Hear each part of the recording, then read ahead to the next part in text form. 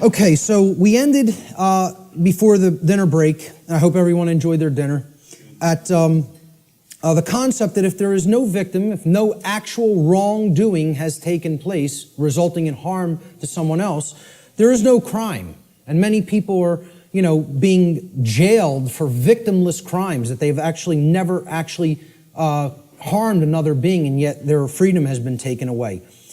Another aspect about this concept of the difference between right and wrong behavior is we have to understand that there is no such thing as the ability to delegate a wrong to someone else. No one can say to someone, you may harm him, unchallenged or unaccosted, okay? That you're allowed to do that morally, okay? No more than anybody can say a group of people may commit a wrongdoing, and they have the moral right to commit that wrongdoing. There's no such thing as that. Okay? So this is what many people who believe in things like government believe in, that we can delegate to a group of people who are calling themselves a government something that is not a right, and all come together and agree upon, they now possess this right. Rights can't be granted by human beings to other human beings. Everybody is born with the same rights because rights don't come from human beings. Rights, like the laws of nature, come from the creator of the universe. They don't come from human beings. Human beings don't make up what right and wrong are. Right and wrong are inherent to creation and are up to us to discover and recognize what they are and then live in accordance with those principles.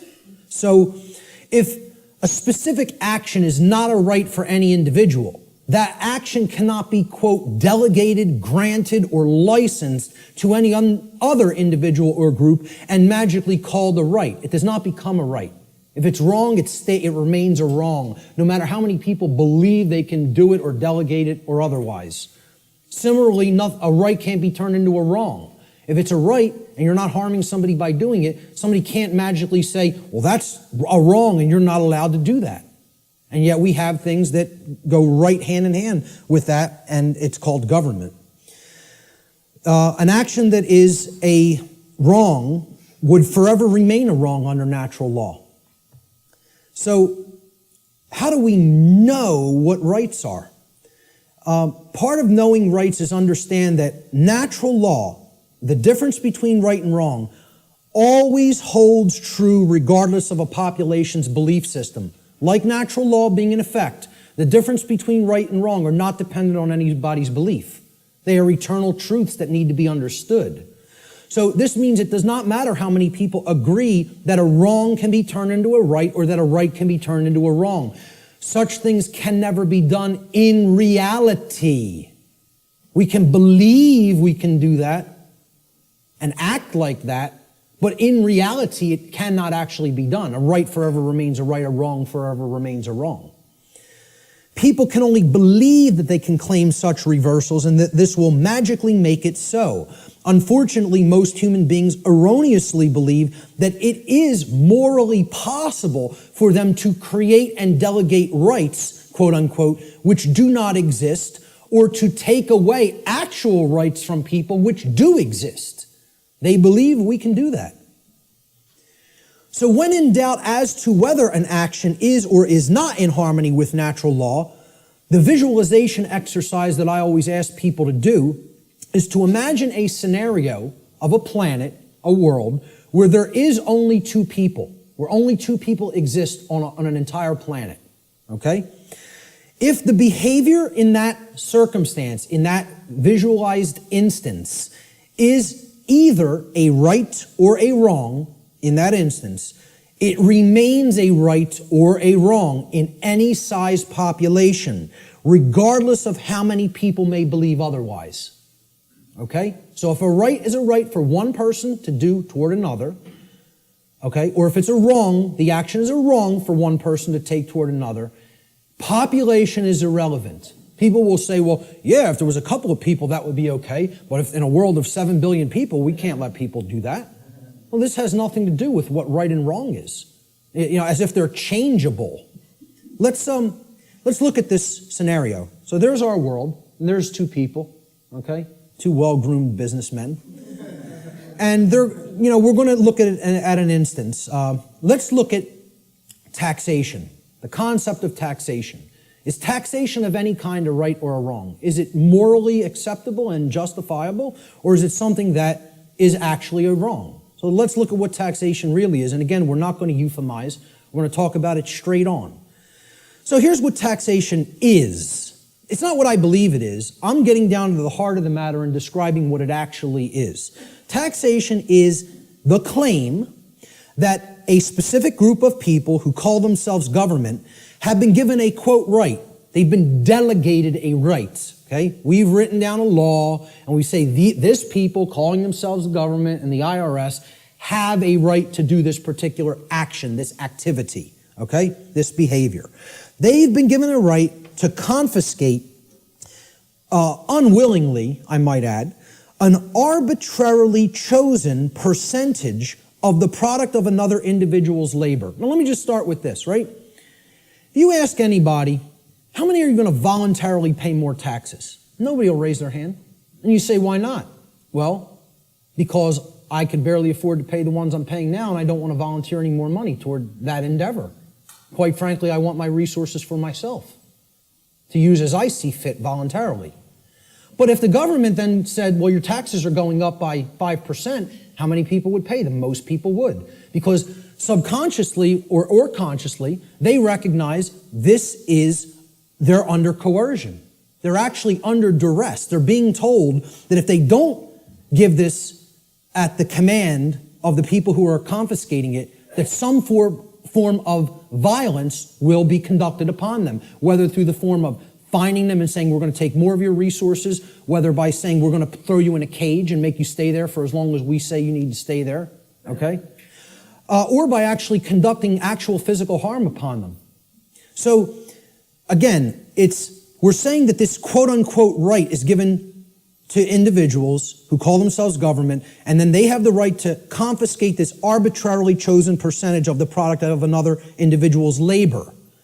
Because that's what money is, okay? Or that's what, whatever we make through what we work, that's the product of our labor. We work and then we get compensated for it. So that's an exchange for labor that we have done. That's our property, because we gave labor in return for that. So this is done whether or not the other agrees to share that product voluntarily. It's not a voluntary process. Coercion is involved. Taxation is enforced by the threat of violence, which is behavior that will result in bodily harm, or imprisonment, which is the taking away of physical freedom of movement, if those from whom the product is being seized attempt to resist this confiscation. This practice is always, quote, justified, and the word justify actually breaks down etymologically. The word justify means to create a right. That's what justify actually means. Jus in Latin means right or law. And then facere means to create or to make. So to justify means to create right, to make a right up and conjure it into existence. So it's always justified or made into a right, quote unquote, by those who claim that such a practice is necessary and required to, quote unquote, uphold the common good. This is the justification offered for the seizure of the product of people's labor involuntarily. Now, if we are honest with ourselves, if we define the concept of slavery, and I think this is a good definition for slavery, would it be fair to say slavery is the involuntary confiscation of 100% of the product of the labor of another human being? That be a fair definition? You're saying you're working, I'm going to take whatever you generate as a result of that work that you're doing. It doesn't belong to you. The product of your labor doesn't belong to you. All of it belongs to me. So you work for me. I take everything that you have been able to amass or create through the labor that you have done. I think everybody here would agree that's slavery. That's as good as a definition of slavery as you're probably going to get. I mean, we can come up with some other definitions that involve coercion and physically shackling and keeping people. But if we really are honest with ourselves, what is the purpose of slavery to begin with is to make others work for free and then take all of the product of the labor. That's what slavery was conducted for.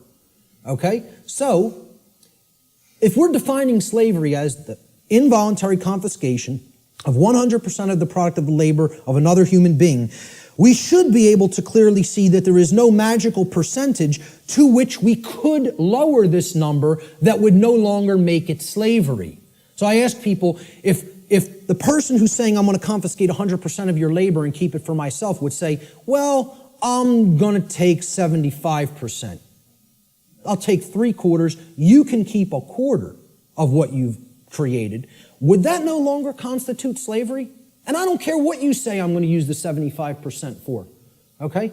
If you're telling somebody you have no choice, 75% of your labor belongs to me, would that no longer be slavery just because they allow them to keep 25?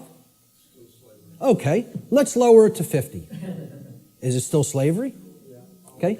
Well, what percentage could it possibly be lowered to for it not to be slavery anymore? Only 0. There is no percentage that it could be lowered to for it not to constitute slavery. And again, if we're being honest with ourselves, many people want to justify this in many ways by saying, oh, it's used for services which someone doesn't have a right to refuse. You know, I tell people, hey, if I said to you, I'm a computer technician. You own a computer? Okay, I'm now your computer technician. You're not allowed to refuse my services. Just think about that for a moment. You may not refuse that I am now providing the service for your computer to keep it in good shape. Okay? First of all, what have I just taken from that gentleman? Right to choose. Free will. Right there, that's slavery. I don't even have to keep going and say, hey, if you refuse, or if you, whether you want or don't want my computer services, I'm now your technician, and I need $200 every year. I'll come over a couple of times. I don't care whether you're happy with my service or not, okay? And if you don't pay me, I'm coming and taking the computer. Now, is that really your property if you're living under that kind of duress? Or am I just a violent criminal who's saying I'm going to steal your stuff if you don't give me what I say? I'm holding you under extortion. That's duress. That's called duress. It means I am threatening violence unto the person unless they conform to my will. And that's what we're all held under. We're held under duress. All forms of taxation are duress.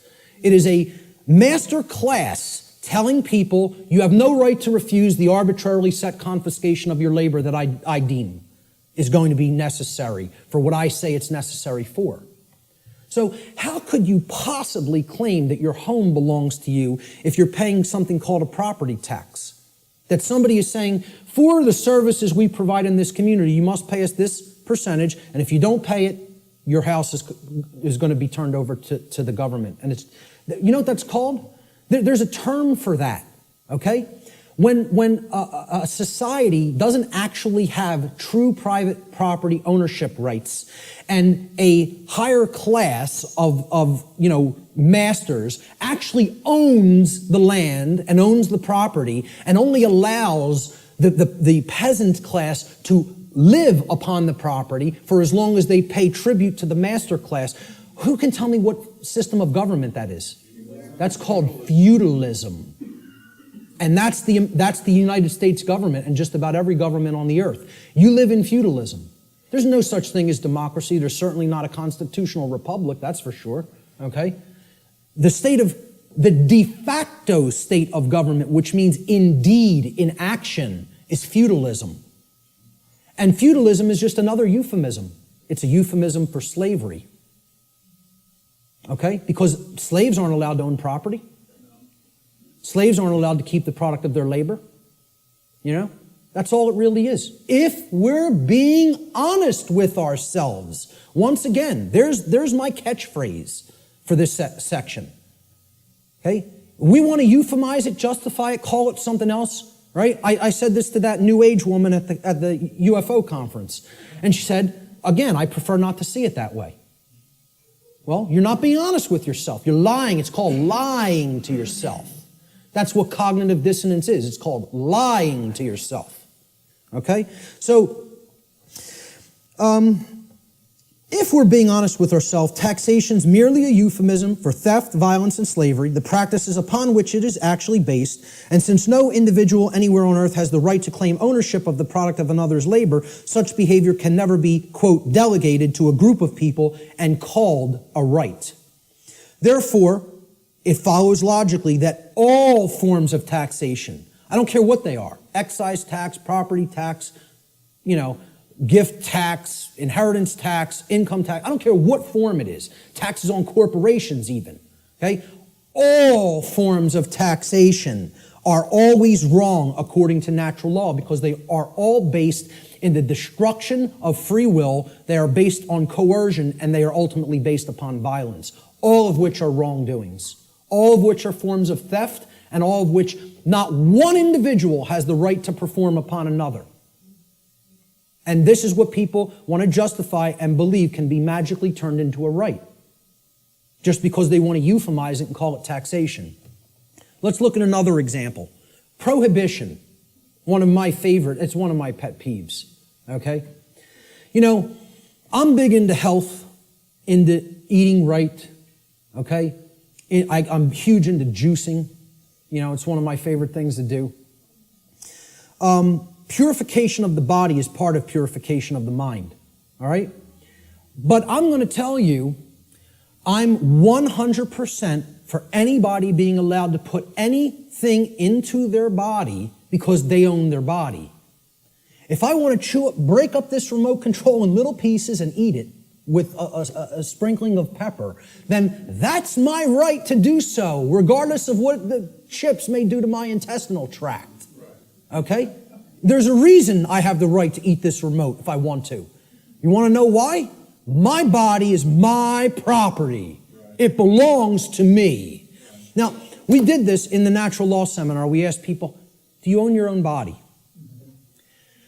Almost every single student in the seminar, now, of course, they immediately answered, yes, I own my own body. The students grasped this, okay? The people they were asking the questions to, okay, because the students were doing the tabulation of, accumulating the answers from people that they asked the questions to. And one of the questions I asked them to ask people is, do you own your own body?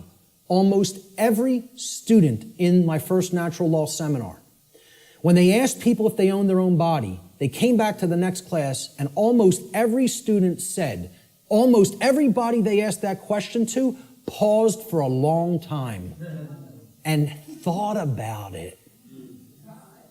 Had to sit and think about this question. Could not immediately spit out, absolutely, my body is my property. And because I think people want to overthink things and say, well, am I going to own my body forever? I'm going to die one day. Does that mean I don't own it now? What's the over-intellectualization and mystification of this concept? I tell people, I recognize fully I'm going to die one day and this flesh is going to crumble and pass into the earth, okay? Does that mean I don't own my body right now? I'm using my body right now. That's why I own it, specifically. Specifically because my consciousness inhabits this body and I'm using it as the vehicle for the expression of my consciousness is the very reason I own my body, okay? And people can't spit that out. It's like unfathomable to me. The ridiculousness of some of this, that the human mind could be worked into the situation that it has been, is almost incomprehensible. So let's go forward with prohibition, okay? It's the claim that a group of people who call themselves government have been given the right to prevent others from putting any given substance into their own bodies, and if others refuse to comply with those terms, that they will be fined or imprisoned. And it should be self-evident that if an individual's body is actually their own property, and it is, then that individual always maintains the natural right to decide what will or will not be put into their property, which is their body. Why can you put what you want into your car or your home? Because you own it. It's your property, okay?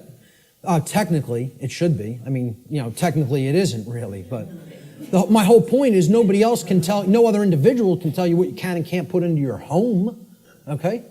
Could I tell you, hey, I don't want you putting that jacket in your car. You're not allowed to put it in there. Well, who am I to tell you you're not allowed to put that in there? It's your property, okay? So why would we accept that not accept that, but we would accept I can't put something in my own body that I deem that I want in it. Okay? Because people can't separate the act of imbibing the substance or putting the substance into the body, okay, from the action that people may subsequently take. And they're two different things. So somebody might go out and want to get smashed tonight and do a bunch of drinking, but if you then go out on the street and start clubbing somebody with the nearest available blunt object, you don't have a right to do that. You had a right to go drinking, okay, any more than you would have a right to go snort some cocaine or bang some heroin into your arm, okay? I don't think those two things are particularly good ideas, but I support your right to do it. But hey, if after you do those things you go and hurt somebody else, you got to be held accountable for the actions you just took. That's what personal responsibility is all about. And these two things need to be delineated from each other. We have to clearly be able to separate the act of the right to put something into my body and me still being personally responsible for what I do with my body. Okay? So, understanding that this is a claim made to tell people that I'm going to make the decision about what you put into your body, we can easily see this claim of this right to command what will or will not be put into the body of another person. What it actually amounts to is a claim of ownership upon the body of another person. If I'm telling you you can't drink orange juice, I'm making a claim, your body belongs to me because I'm going to decide what goes into it or what does not go into it. Okay? So if I say carrots are off limits for your consumption, sir, and they may not be ingested, I've just made a claim that I own your body. Well, what's the claim on the ownership of another person's body called? Slavery. If we're not euphemizing it, and if we're being honest with ourselves. Okay? Prohibition is merely, the claim of ownership upon another person's body is called slavery. Therefore, prohibition is merely a euphemism for slavery that is backed by violence, regardless of the justifications made by those who claim such practices are, quote, necessary for the common good. That's always the justification. Since no individual anywhere on earth has the right to claim the ownership of another person's body, such behavior can never be delegated to a group and magically termed a right. Therefore, all forms of prohibition are always wrong according to natural law. Doesn't matter what the substance is. Doesn't matter what it is. How destructive it may be to the body or brain. Look, if I want to go under my sink, take some cleaning supplies and make a nice cocktail with some lye and some roach poison and some rat poison, stir it up in a water solution and go glug, glug, glug, glug, glug. That's my right. Want to know why? Because I own my body. I own my consciousness and my body, period, the end. So if I want to do that, that's my right to do so. Okay? Nobody has a right to tell me what I can and cannot put into my body. Yet we accept this because of these justifications that, it's for the common good. Forget what rights are. You know, it's for the common good. We need to accept slavery for the common good. Yeah, it works out like that. So how about licenses and permits? These are claims that a group of people who call themselves government. And again, we're going back and visualizing. Imagine one person trying to make this claim to another person. Nobody would find it legitimate. Nobody would find that one person may make that claim to another person. Yet we think these other people called government have rights that individuals don't have.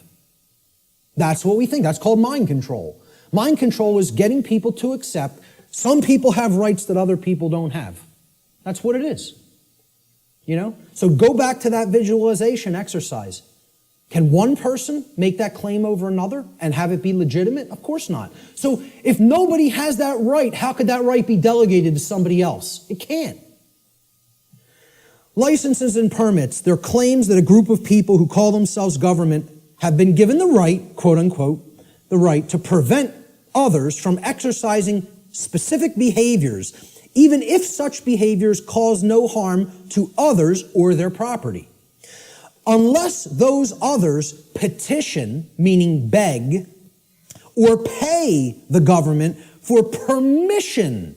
That's what a permit is. It means permission to be allowed to exercise those behaviors. This amounts to the claim that rights are actually merely privileges that may be granted or revoked by government at any time. Okay? Based upon The people in governments preference their discretion. All right? Remembering that the definition of a right is any action which does not cause harm to another living being or their property, there is no such thing as the right, quote unquote, to stop another person from exercising a right. If something is a right, meaning it doesn't cause harm, there is no such thing as someone's right to stop you from performing that action. Okay? That would be called coercion, which is a wrong. Okay? So the actual ingestion of, let's say, marijuana, for example, harms no one else. You can put that into your body, sit there perfectly peacefully, and not cause harm to another living being. That's called a right, for the very specific definition that it caused no harm. Okay? I would not have the right to tell another individual, you may not do that action. That would be a wrongdoing. Well, it's the same thing for something when it comes to licenses and permits. You're telling people, hey, if you pay me $50, I'll let you smoke that marijuana without doing violence to you. Unless I change my mind. And then I won't give you a permit. I'll just say, hey, you're not allowed to do that. Even something that is a right, like assembling and speaking. Like what was done in the state of Pennsylvania a few years ago when the G20 visited it in the city of Pittsburgh. Okay?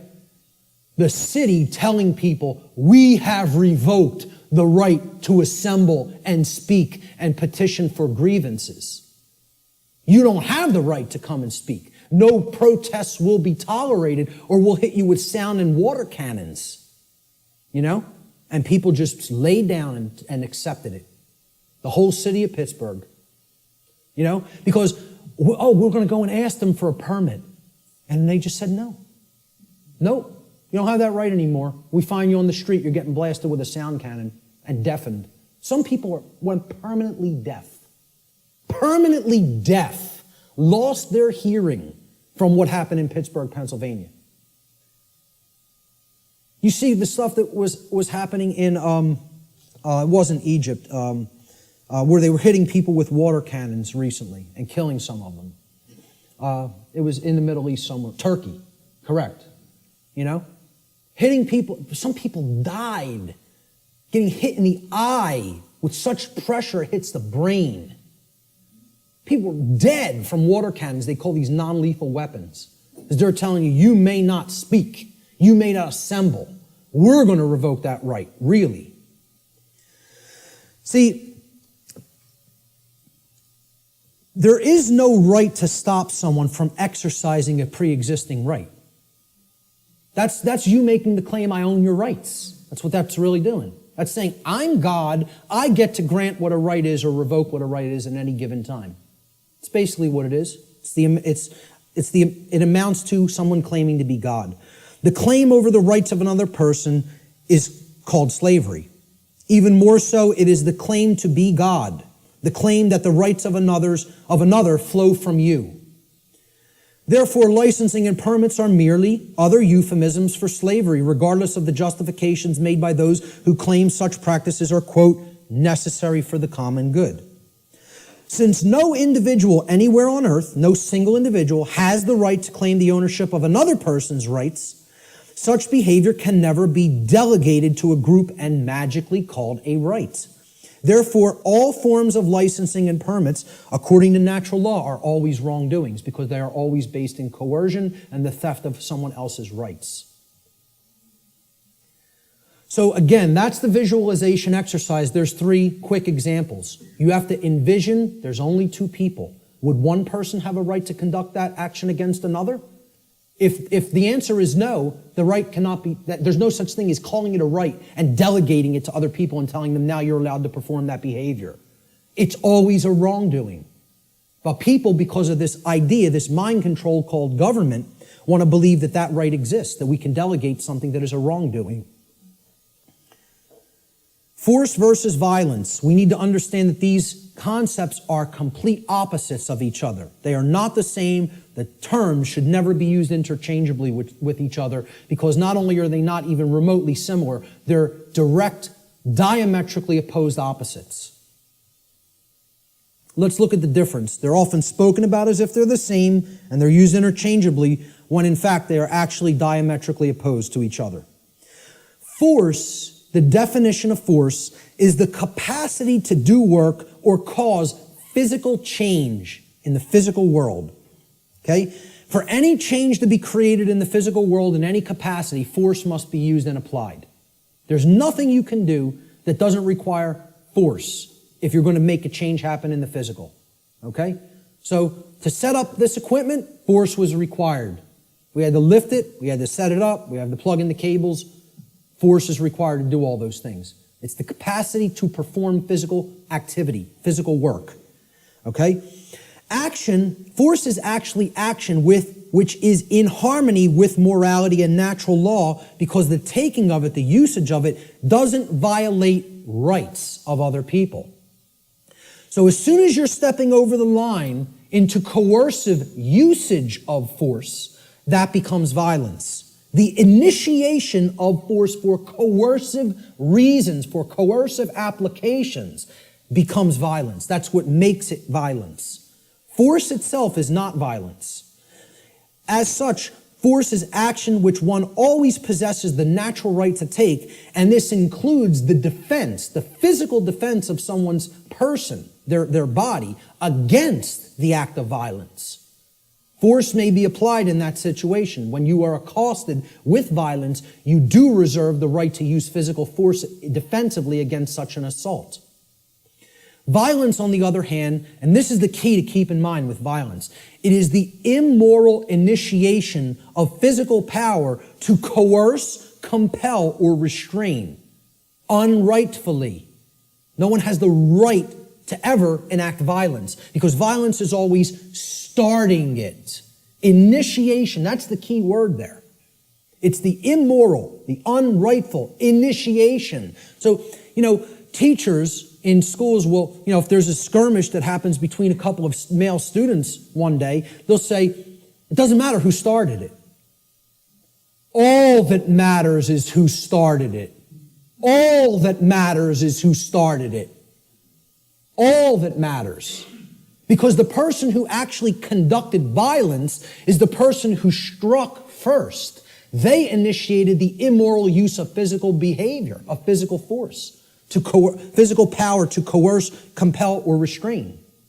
Therefore, when the person beats back that physical assault with force, they have not committed an additional wrongdoing.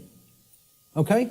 It's difficult for many people to understand who are in right brain imbalance. They don't want to acknowledge that you maintain the natural right to use force when you are accosted with violent behavior.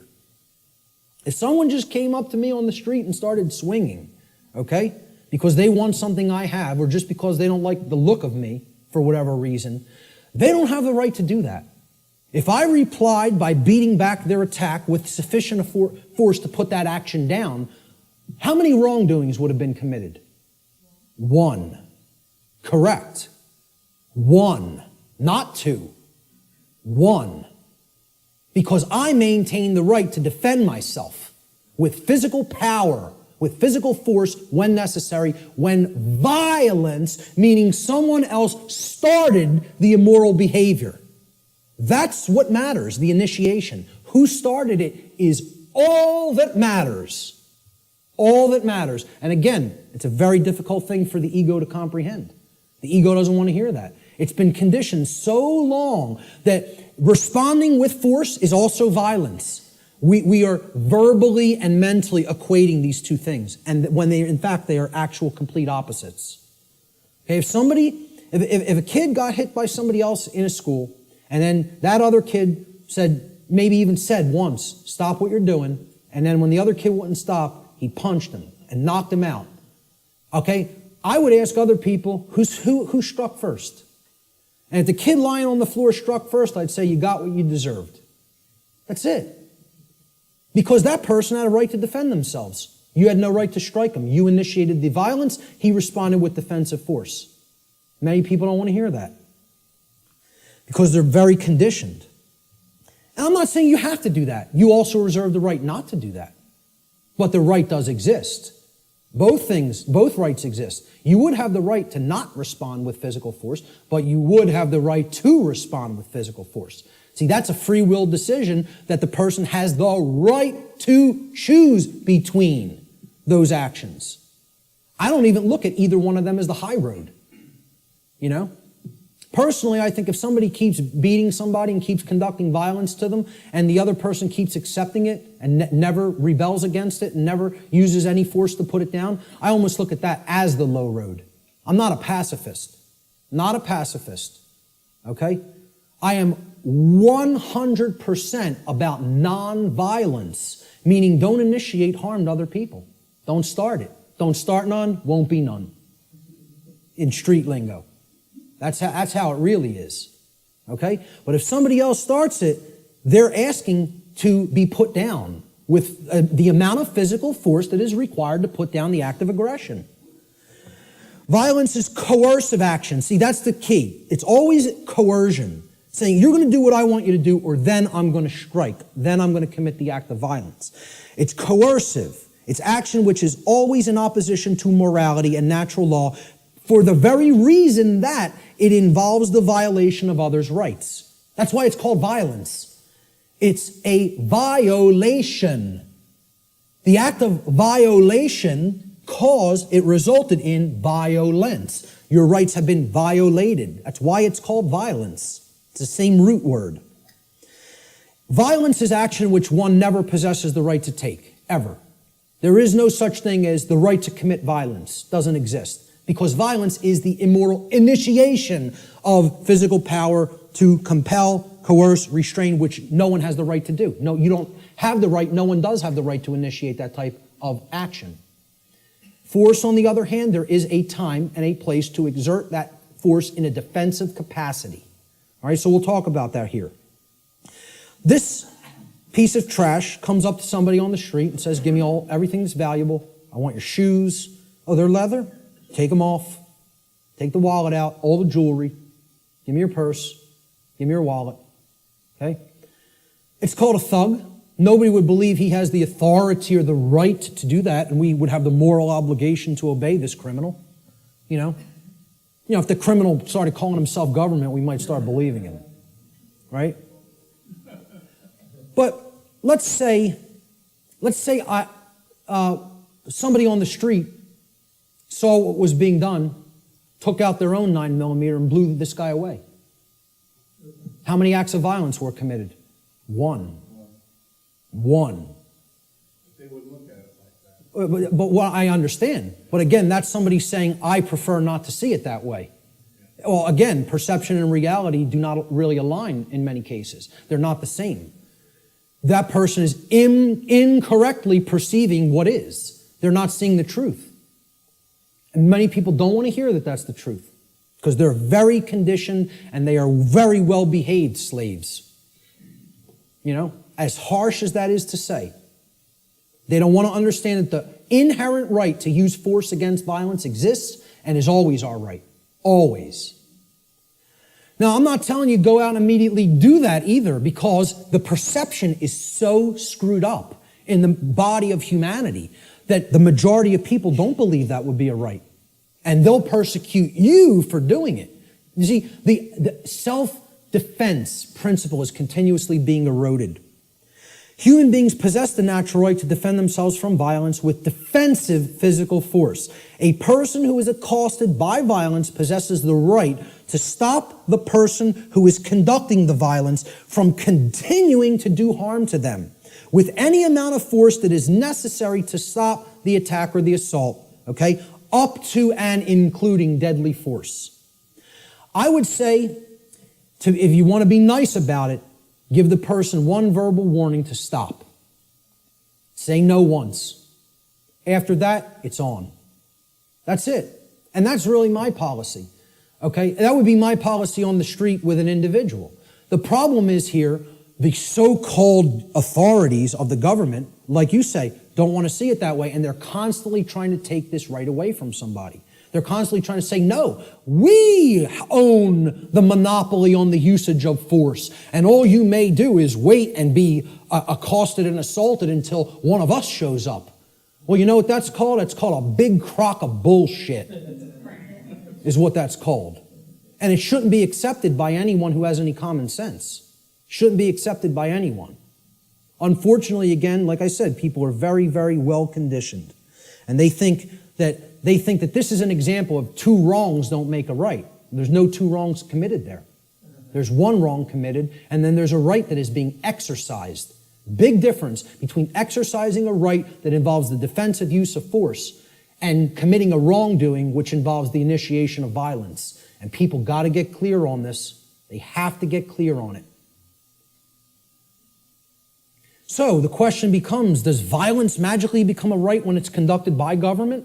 When they shut down people's free speech rights and assembly rights? Or when they conduct direct theft from people through what's this euphemized form of slavery called taxation? And like I said, I'm not asking you to accept or believe taxation is slavery.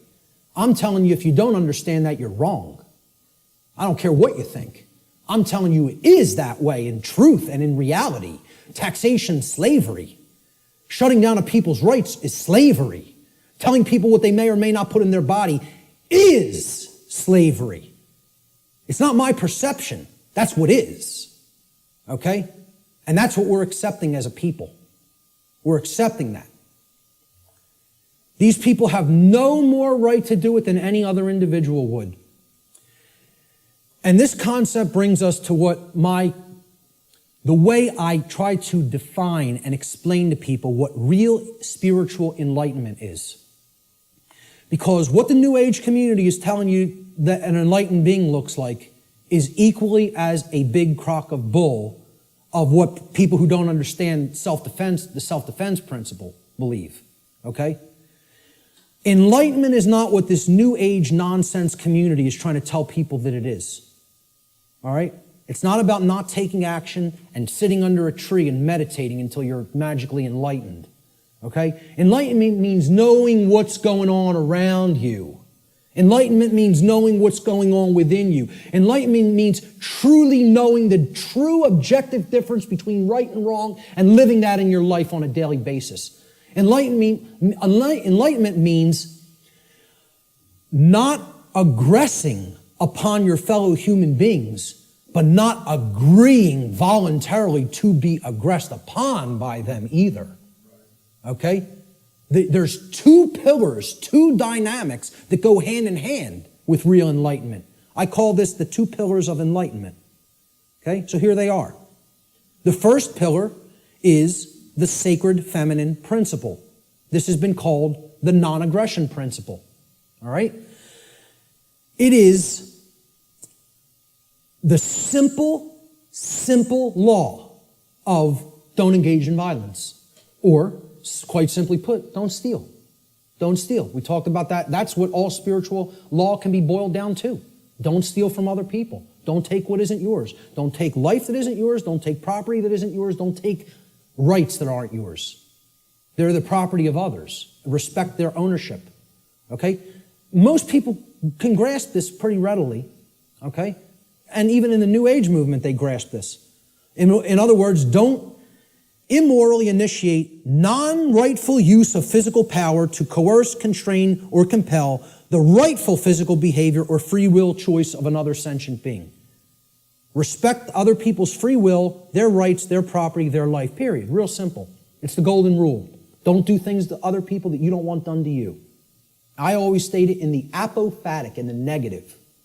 It's much more powerful that way.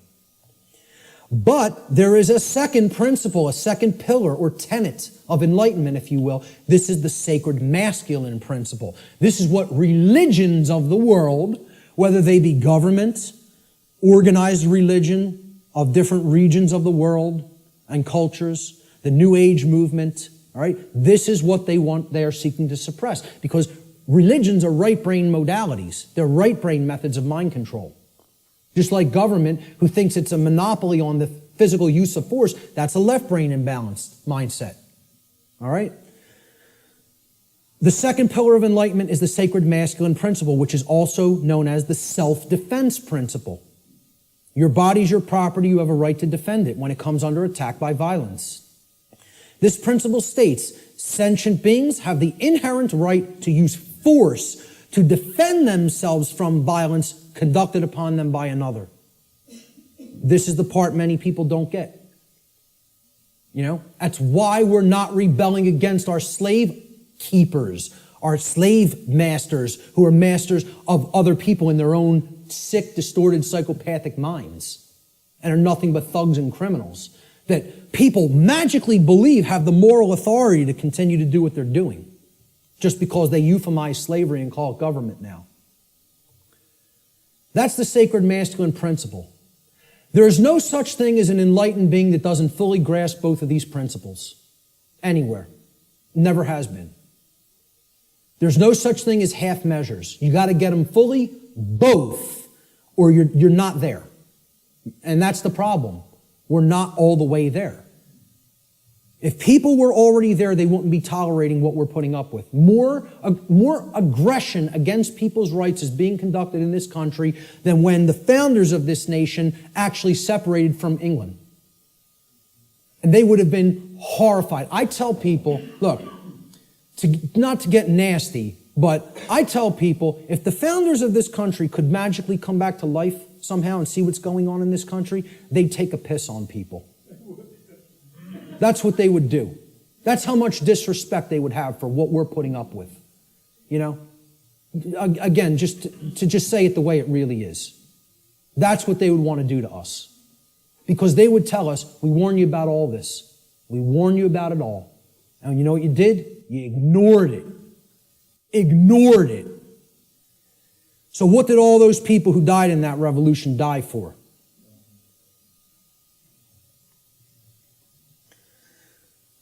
We have to understand true ownership. Real, deeply. Not peripherally. Super deeply. We got to know what we own and what we don't own. We have to understand, why is this our current condition? That's the question we asked at the beginning. And here's the reason. The reason our species continues to experience a systematic and growing loss of freedom is because we collectively do not deeply understand ownership and we continue to commit and condone theft. This is a prison for thieves. That's what Earth is. It's a prison for people that don't want to respect ownership. They want to take things that aren't theirs. And that's what we're here to learn. We're here to learn that there's only one natural law. Stop stealing from other people. Stop taking things that you don't own. Stop condoning theft of things that other people don't own. Don't condone that activity, that behavior either. So what is ownership? What's the definition? What does it entail? To own a thing means that regarding that thing, an individual maintains three basic things regarding it. The first is rightful possession. It means you acquired it without doing harm to somebody else. So you rightfully own it, lawfully own it. Okay? You're in possession of it. You have it in your possession. It is yours. The second thing is you control its usage. Okay? So your house, you control its usage. Your car, you control its usage. Your clothes, you control their usage. My computer is mine. I control its usage. I'm using it. Okay? Control of the usage of something means that you own it. And most of all, maintaining personal responsibility for that possession is the third aspect of ownership. So to own something means I'm in lawful, rightful possession of it. I control the usage of that thing, and I maintain personal responsibility for it. All right? And this is what we have to understand. Natural law can be essentially reduced to one single spiritual law. I gave you the working definition, the soundbite definition before. Here's the super simplified two-word concrescence of all of this information. Natural law gets boiled down to two words. Don't steal. That's it. You want the key out of the prison? You got to understand property. You got to understand all rights are property rights. Stop taking the property of other beings. Stop condoning the taking of the property of other beings. The end. You know, I should just get up here and say, don't steal, the end, everybody go home. Should be that simple. That's the key, folks. That's the key to the prison door. And what we're really talking about here is common sense. That's what conscience is. People don't think of conscience as common sense. You know, they don't think of conscience as knowledge. Conscience is knowledge. It's not action, it's not behavior. It's knowledge. Again, knowledge is the way out of this. Okay? And this is the knowledge that has to be developed. Conscience comes from the Latin prefix con, meaning together, and the Latin verb sciere, meaning to know or to understand. You put them together, to know together, to understand together. Conscience is common sense. Common sense knowing. Common sense knowledge. Literally. From the etymological breakdown of the word. Con, together, science, to know. That's why the problem is people don't have common sense. That's why I'm sitting there almost laughing hysterically that I need to try to teach common sense to people. The ridiculousness of it. What we all need to be doing is doing that work, you know? I know you guys get a lot of this. We need to start reaching out to other people. I'm going to talk about that in a moment. Conscience, the definition of it, is the definitive knowledge of the objective difference between right and wrong according to natural law. Objective. Definitive. Okay, it's not up for debate. It exists inherently and objectively. It can be understood, known, discovered. This is different from action. Conscience is the knowledge, then we act upon it. Okay? So it's different from understanding something and acting upon it. Right? To have conscience is to have common sense. It's to know the difference between right and wrong and understand that difference deeply. Then we're going to convert that into action. We exercise conscience. The exercise of conscience is actually action. The exercise of conscience is the free will choice of right action over wrong action once the definitive knowledge of the objective difference between right and wrong according to natural law has been acquired and integrated into the being. We acquire that knowledge first, understand it, then we act in either accordance with it or disharmony with it. If we act in accordance with it, it's called the exercise of conscience. That's action. The law of freedom. This is one of the basic laws within the body of natural law. It's real simple. The law of freedom states that freedom and morality are directly proportional. It's a mathematical equation that works 100% of the time flawlessly. As morality increases, freedom increases. As morality declines, freedom declines. This means the more moral a population is, the freer it becomes. The more immoral a population is, the deeper into bondage and slavery it goes. Another way of saying this is to say that the presence of truth and morality in the lives of the people of any given society is always inversely proportional to the presence of tyranny and slavery in that society. The more truth and morality there is, the less tyranny and slavery there is. The less truth and morality there is, the more tyranny and slavery there is. That's the law of freedom. And many people don't want to understand that. That these two things are inextricably interwoven and connected and can never be separated from each other. The presence of truth and morality in a society and the presence of freedom or its lack in a society. True freedom can never exist in a society that embraces moral relativism, which is the idea that there is no inherent and objective difference between right and wrong. So that humanity may just arbitrarily create or decide right and wrong for themselves. That's the ideology called moral relativism. As I've said before, it is the second tenet of the satanic religion. And it is deeply entrenched in this country and in the world. In our polls that we conducted, the psychological little tabulations that we did asking several people questions, 2/3 of people were moral relativists. 66%. Think about that. 2 out of 3 people believe there's no such thing as an objective difference between right and wrong and feel these are just constructs that exist by human beings and we get to make up what's right and what's wrong. 2/3 of people. That's where we're at. That's where we're really at. Natural law versus man's law or government. Here's the differences. Natural law is based upon the principles, it's based upon principles and truth, meaning things that are inherent to creation and are not made by humankind. Natural law can only either be harmonized with due to knowledge and understanding or rejected due to ignorance. So it's not something that is based on compliance because of we fear the punishment that would result of not understanding it. Okay, if you don't understand it and live according to it, the result is inescapable. Because men and women are not actually creating the result. Okay? The universe is bringing that result to us, intelligently and dynamically. All right? In other words, once again, this is about consequences. You behave a certain way, there's certain consequences. You change the behavior, you'll change the consequential results.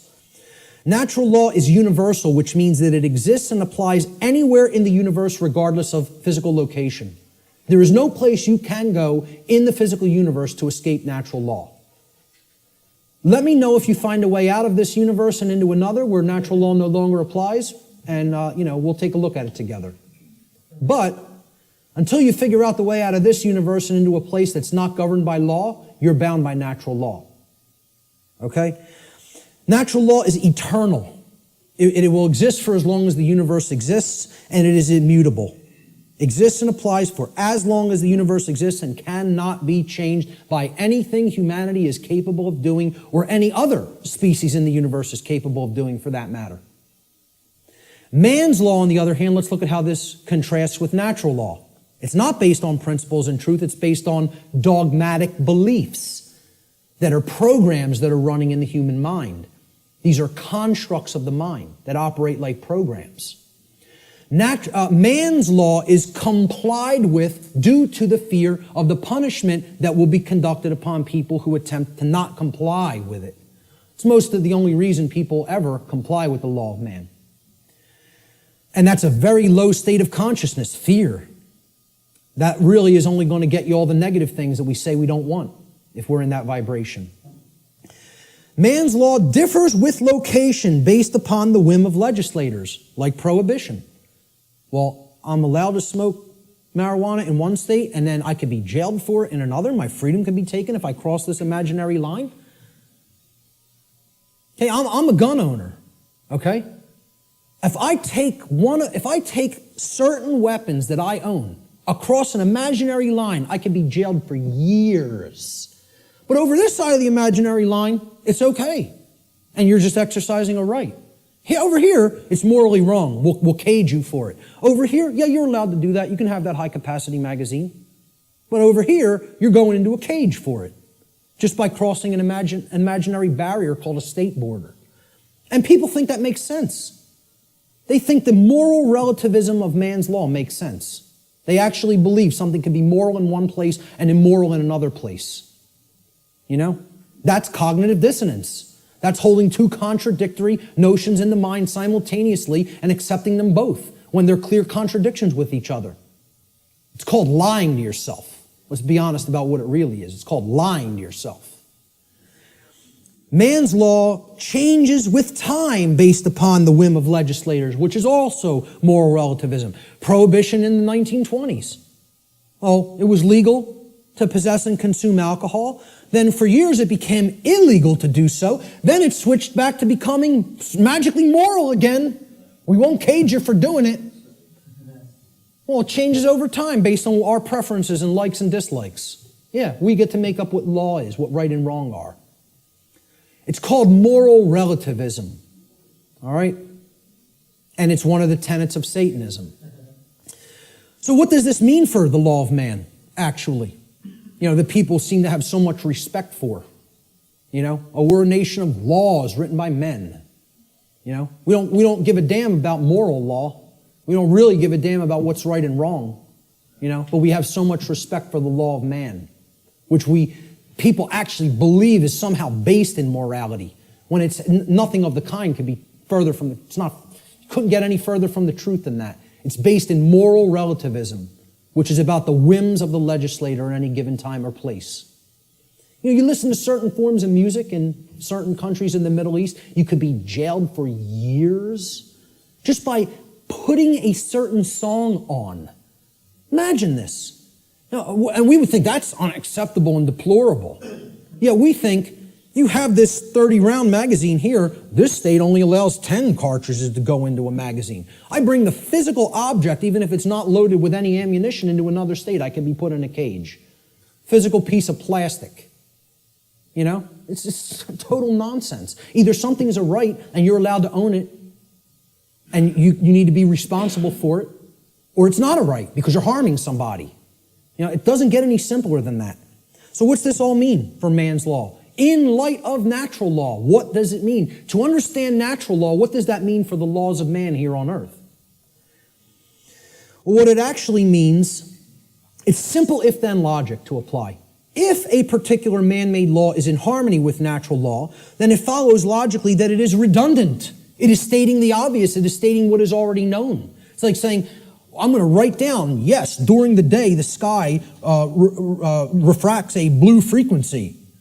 The sky is blue. I'm going to write that down and make it so.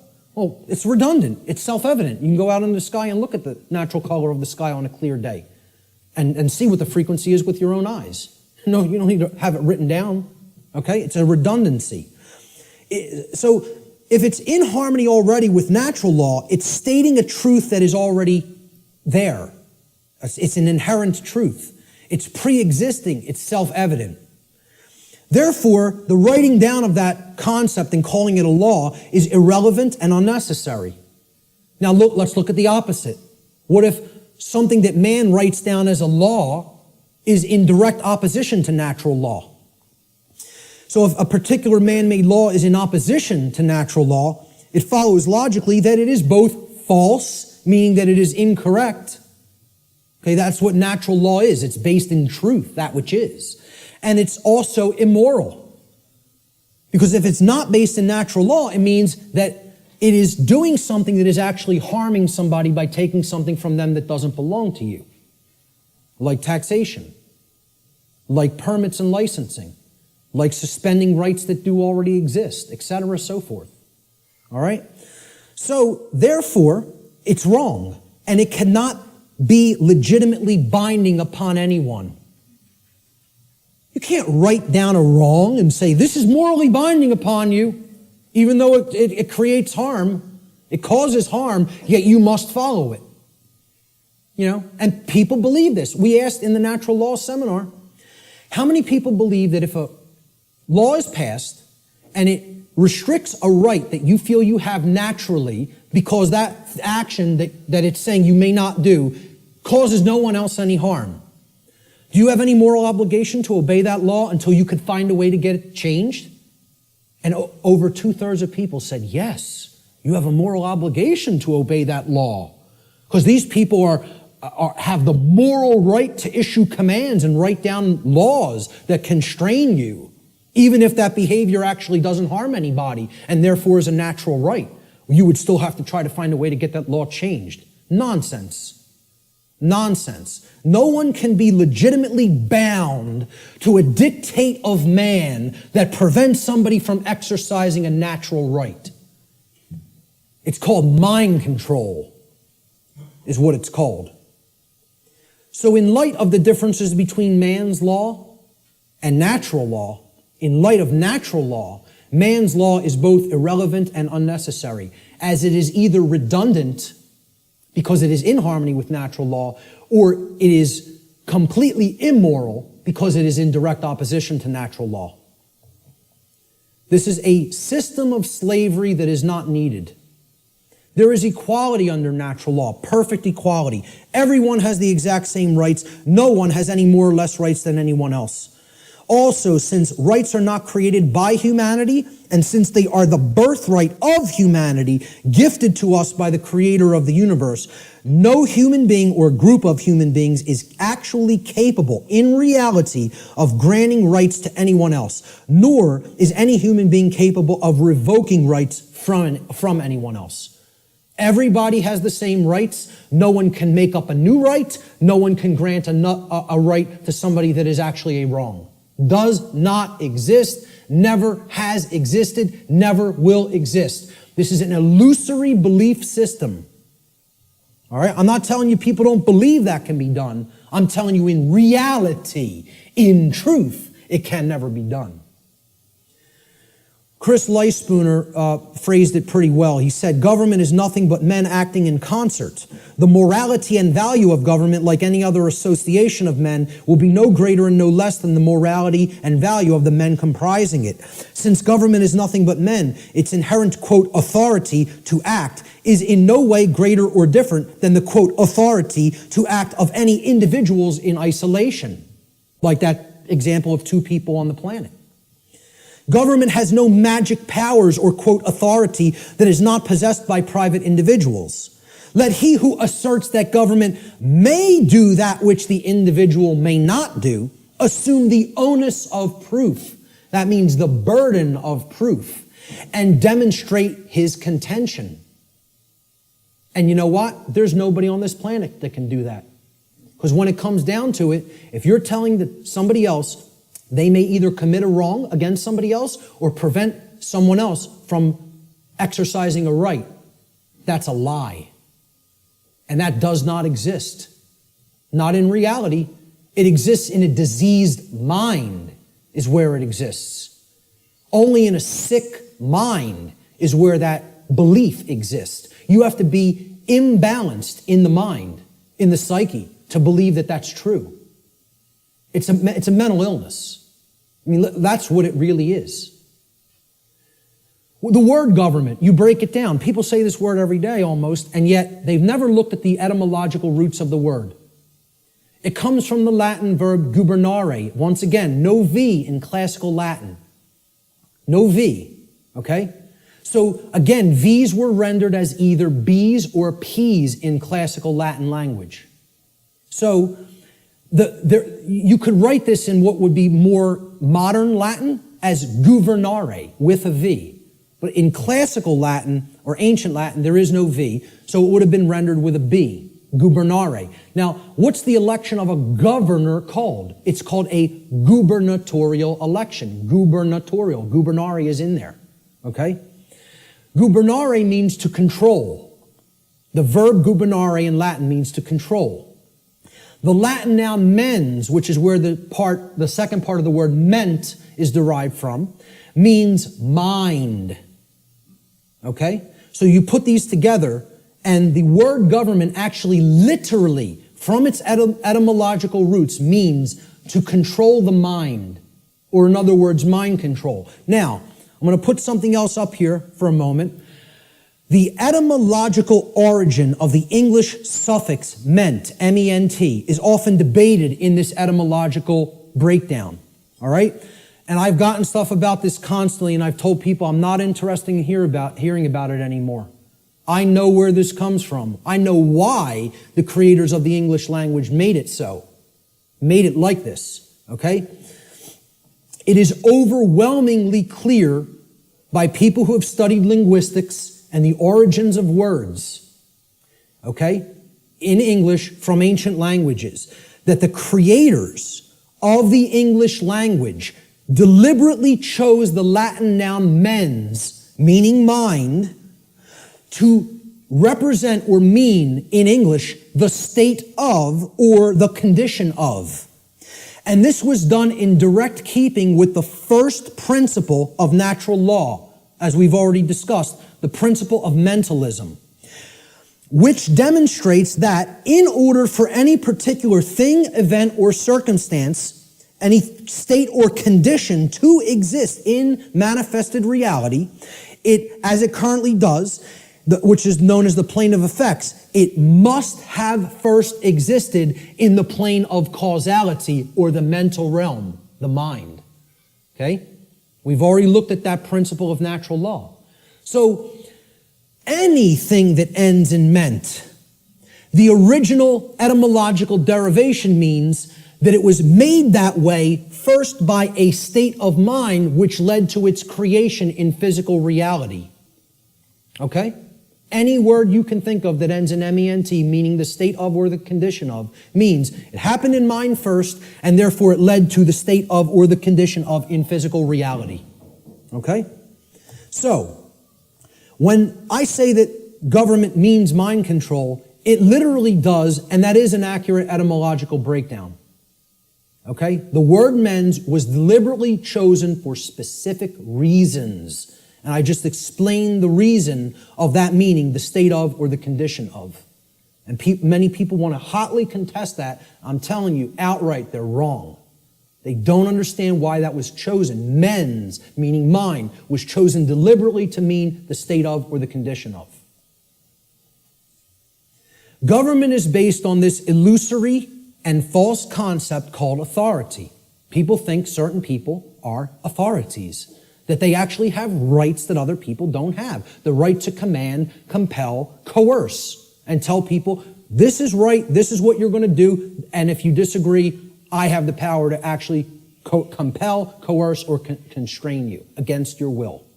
If you're not harming anybody, even in the taking of that action. Authority is based upon an equal illusion that is called jurisdiction. Now, if we break down this word, it comes from the Latin noun. Jurisdiction comes from Latin, jus juris. Jus juris in Latin means law. Juris is the possessive case. And the Latin verb dictere. So, jus dictere, juris dictere, jurisdiction. Okay? Dictere means to say or to speak. Thus, jurisdiction literally means to say what the law is. Or in other words, we get to make up what the law is. The law is not something that exists in nature and is based upon right and wrong and truth and morality. No, we get to make it up. We're God. We get to say what's right and what's wrong. And therefore, since we make the law, we're the owners of these people. They're in our jurisdiction. You know, we own them. And we get to make up what they're allowed to do and what they're not allowed to do. Authority ultimately is an illusion, again, of a diseased mind, a diseased psyche, based entirely in violence and built upon the erroneous and dogmatic belief that some people are masters who have the moral right to issue commands and others are slaves who have a moral obligation to obey the commands of the masters. I don't care what you want to call it. You can euphemize it any way you want. I call it what it really is. Slavery. That's what it really is. Doesn't come down to anything else.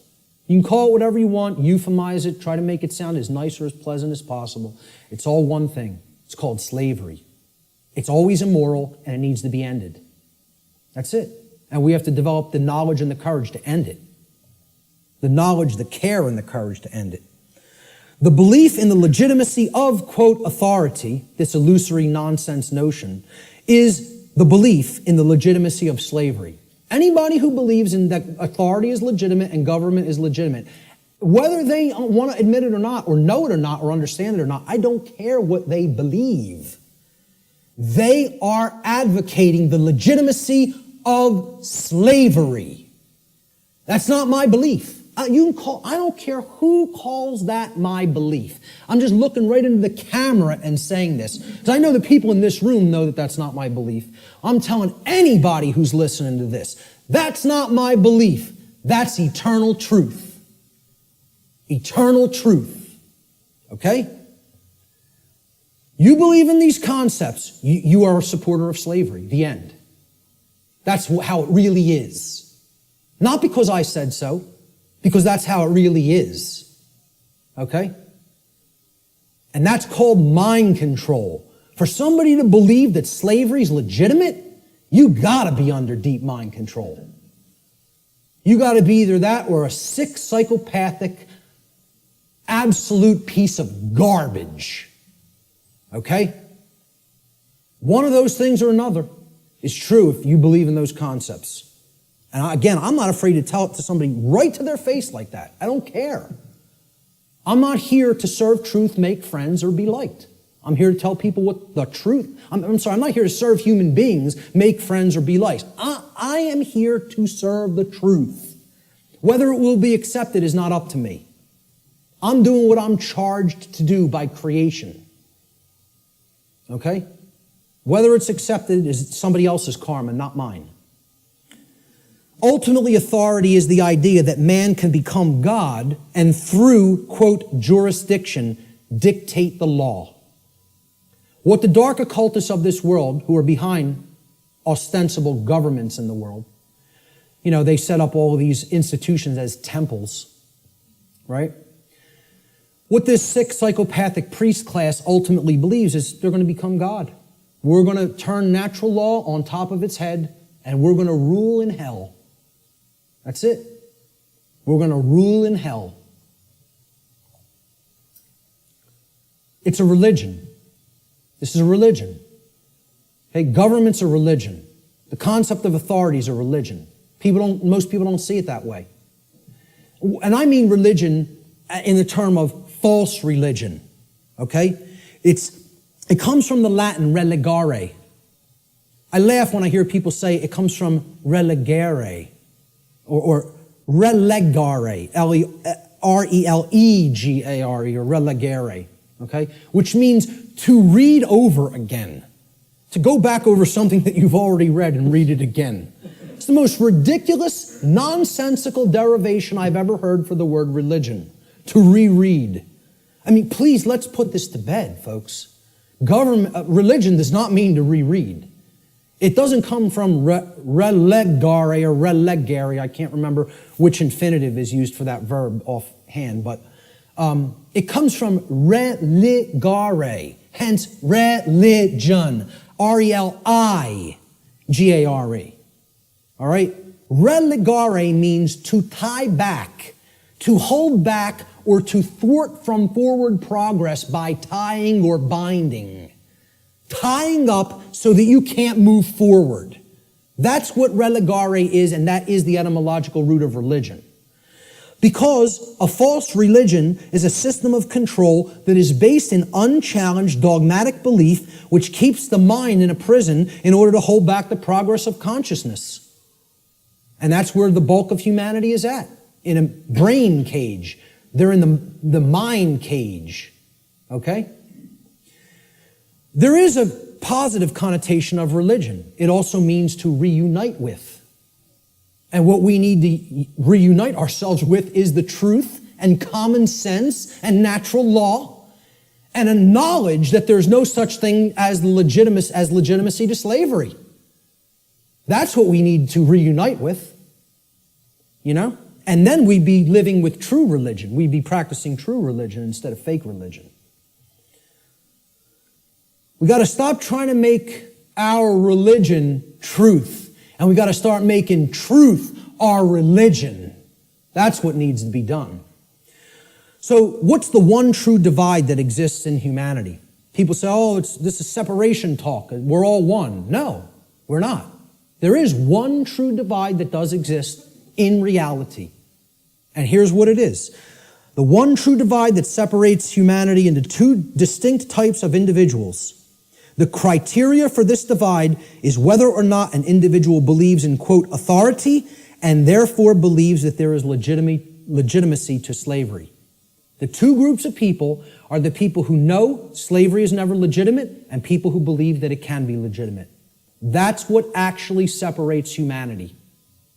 See, all the other things, divide and conquer. Race, religion, sexuality, income, religious belief systems. These are all divide and conquer techniques. There's one real difference, whether somebody believes in slavery or not. And of course, people have called this difference statists and anarchists, right? So here's a couple of memes that I picked up on Facebook. Statism is the brilliant idea that we give a small group of people the right to kidnap, imprison, harass, steal from, and kill people so that we can be protected from people who kidnap, harass, steal from, and kill people. Yeah, that makes a whole lot of sense if you ask me. I think it's going to work out brilliantly with that system in place. Okay? An anarchist, I couldn't find any good pictures of anarchists because they're all fake anarchists who want to destroy property and think that they're somehow doing the world some good. You know, the black bloc. They're really communists in disguise. Okay? When you really boil down to it, they don't know what anarchy is at all. They're just some, Marxists who thinks that that ideology, that junk ideology is some kind of a pathway to freedom. It's a bunch of left-brain clowns who have no understanding of natural law. Go put your polka dot jumpsuit and some floppy shoes on and go get yourself a nice clown nose. Seriously, because that's what those people are. They're a joke. They're a joke.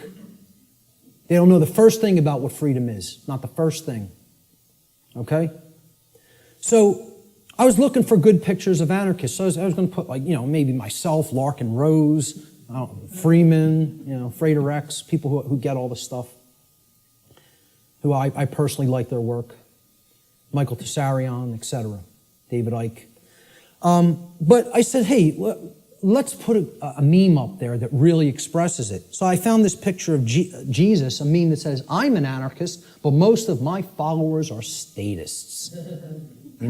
People who are these fake-ass Christians who believe they somehow are following the teachings of Christ, and they believe in government, they believe in financial institutions, they believe in organized religion.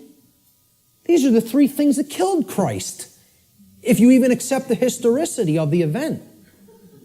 Who was Christ waging basic conflict with? The Pharisees and Sadducees, the organized religious order and controlling religious orders of his day. Okay? What really got him into deep trouble, he was pissing them off, but they were already on the wane. The old world order was on the way out, and the new world order was already on the way in at that time. He got himself in real trouble when he went against the financial institutions, the money changers at the temple, taking people for a ride for temple coins. Right? And he flogged their ass. He took out the switch on them. Right? Not somebody who never got angry, who accepted evil and said, oh, it's just an experience, none of it matters. Took out the switch and beat their ass for usury. Okay? And then who finally put him to death? The police of their day. The Roman Empire. Roman centurions, the operating standing army and police of their day, the government. So who is he waging spiritual warfare against to try to bring righteousness into the world? And again, I don't care whether you accept it as historical fact or spiritual allegory. I could care less. Believe what you want. Doesn't matter. All that matters is the teaching. He was waging spiritual war against the three entrenched, mind control, religious establishments of his day. Organized religion, organized finance, and government. And people don't see it that way, so-called Christians. Because they're not interested in the real teachings. They just want to call themselves something and identify it and say, oh, that magically makes me this. Because you go to church on Sunday doesn't make you a Christian. No more than going to a synagogue would make you align with the true teachings of the Torah. No more than, attending a mosque would align you with the true teachings of Islam or any other religion, to take the core essence of the teachings of morality from those systems. They're all people who claim these faiths in name only when they don't understand real freedom. So a statist is an individual who erroneously believes there's such a thing as authority that is vested in certain human beings, magically giving them the right to rule over other people. This authority means that certain people who we call government have the, quote, moral right to issue commands to those whom they rule, those under their jurisdiction, and that their subjects or slaves have a, quote, moral obligation to obey the arbitrary dictates or laws, quote unquote, that are set by their masters. Most simply put, a statist is nothing more than someone who believes in the legitimacy of slavery.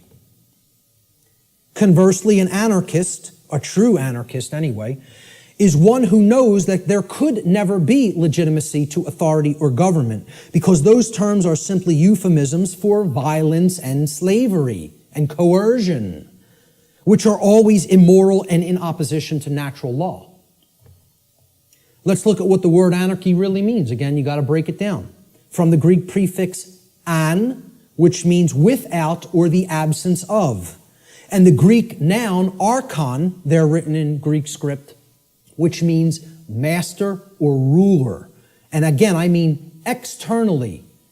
One who externally rules another or claims to be the master of another. That's what the term archon means in its connotation. Anarchy, as we can see by putting these together, does not mean without rules. The word archon does not mean rules. Okay? Because there's always going to be rules in effect called natural law, the laws of morality. It means rulers, imposed rulers. That's what archon means in Greek. It literally means anarchy now, putting it together. An, absence of, archon, master or ruler. The absence of masters or rulers. Externally imposed masters or rulers. Meaning, when we put it together, okay, it means without rulers, without masters. Now, if you give people that term, no masters, no rulers, no masters, no slaves, what word are they going to associate those phrases with? Freedom. But if you tell people what does anarchy mean to you, what do you associate it with, what are they going to tell you? Chaos, which is the exact opposite. That's in that other column. Okay? They have deliberately obfuscated the meaning of the word through a mind control technique called endless repetition. If I could keep telling you a word doesn't mean what it means, that's not a projector, that's a hammer. Hey, could you check out my hammer over there and make sure it's projecting the image on the board correctly? You know, the bulb burned out in my hammer. I might need to go buy a new hammer. If I kept doing that endlessly for years and years and years, people would start calling that device a hammer. If I got enough people to keep calling it that. So they've gotten enough people to call freedom chaos. Think about that. They've gotten enough people to believe that the absence of the state of slavery means chaos instead of freedom. It's almost unfathomable. It's almost incomprehensible. The mind job that's been done on this species. It's almost incomprehensible. Anarchy is the state of existence where there are no masters and no slaves. Therefore, what it really means is the absence of slavery, or in other words, true freedom. That's all it means. I prefer to call it anarchony, okay? Keeping the entire word archon instead of taking out the O-N, okay? If we keep that there and call it anarchony, and I say I'm an anarchonist, people will ask, well, what the hell is that? And then you could really break the word down and say the absence of archons, the absence of those who would claim to be masters over a population of slaves.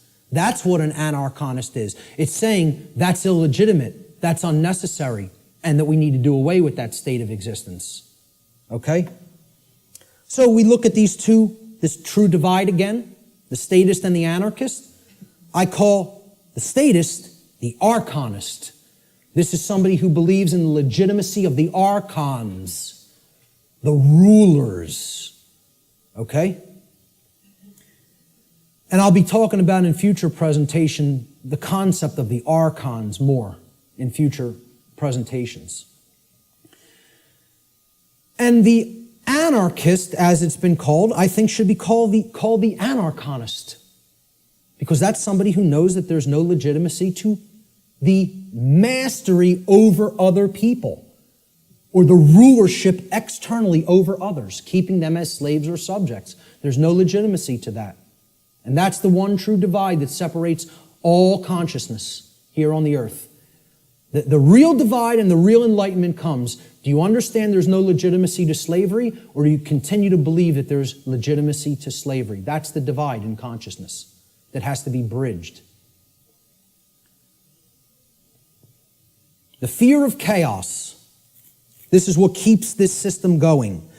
Chaos can't be viewed as something to fear.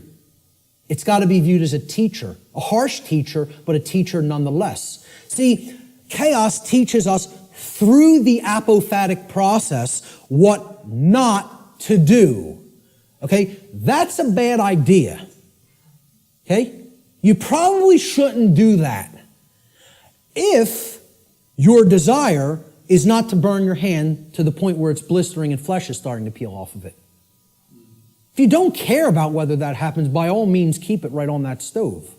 Okay? Right on that electric stove.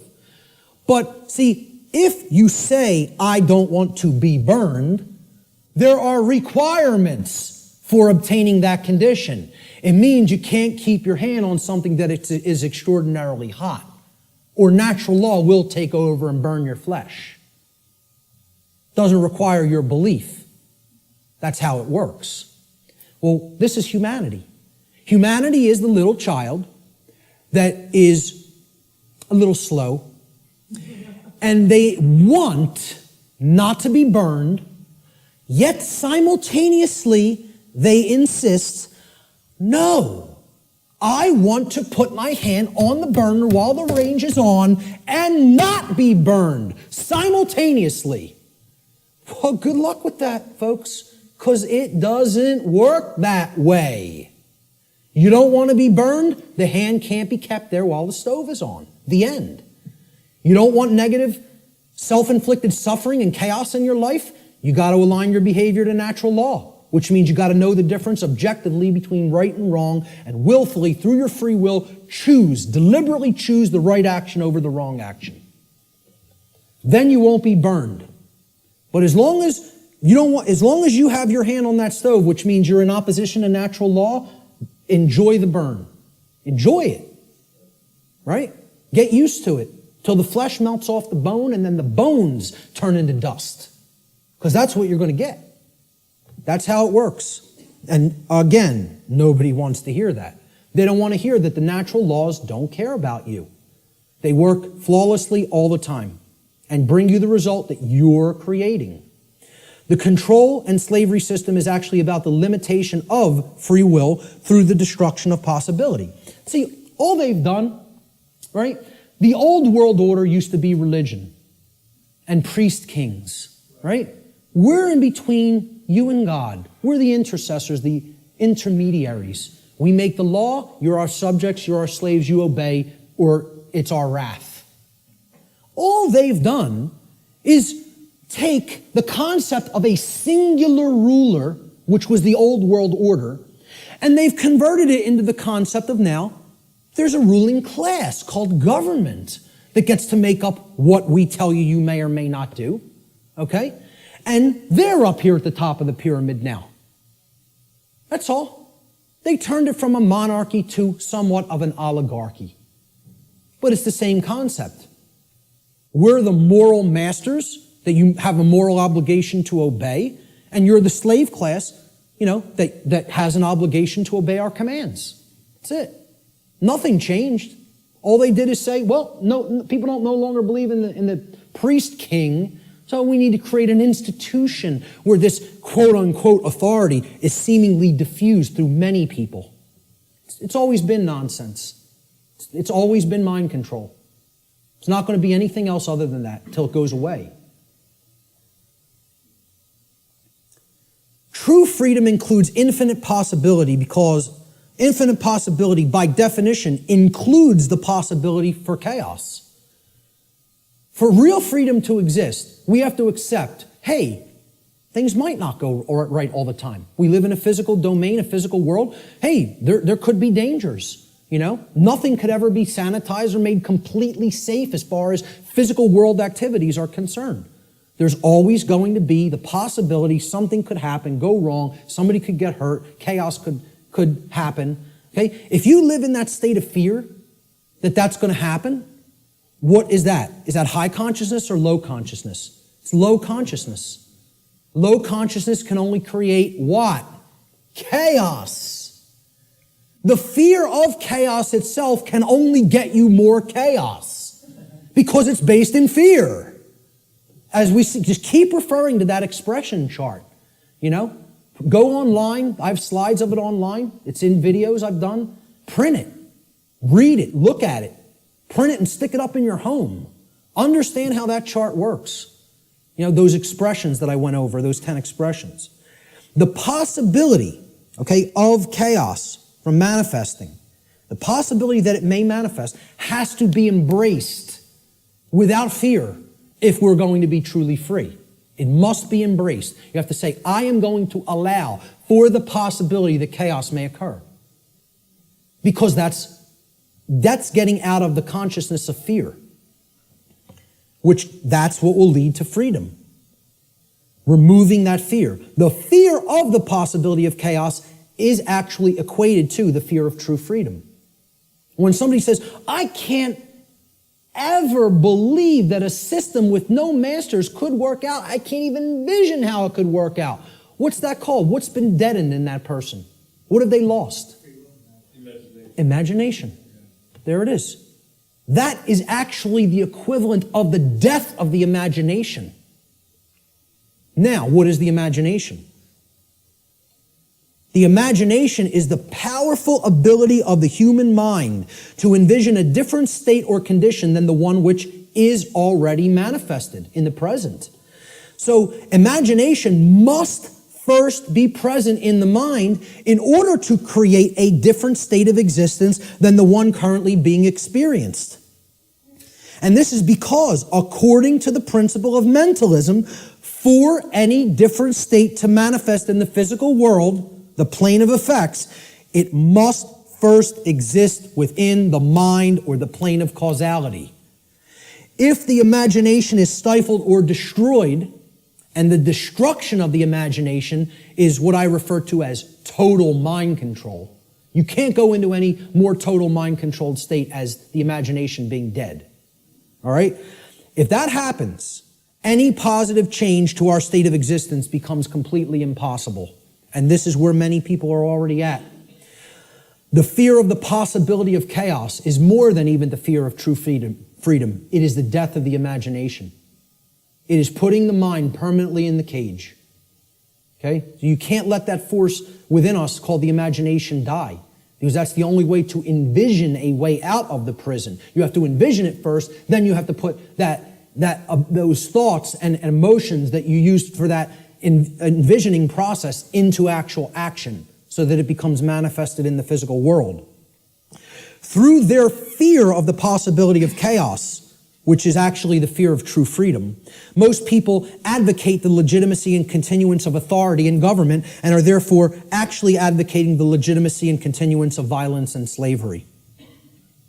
Those who believe that authority is necessary and that it must continue because of this fear of chaos have actually been duped into believing that human slavery is necessary. And get this, folks, human slavery must therefore continue in order to prevent chaos. Now imagine that. Imagine that. That's what statism is, though. That's what the religion called the belief in government or statism is. It is the belief that human slavery is necessary and must continue indefinitely in order to prevent chaos from manifesting. Now, tell me how that could possibly work. Can violence and slavery, which is actually what government is a euphemism for, statism and government are just euphemisms for violence and slavery. Okay?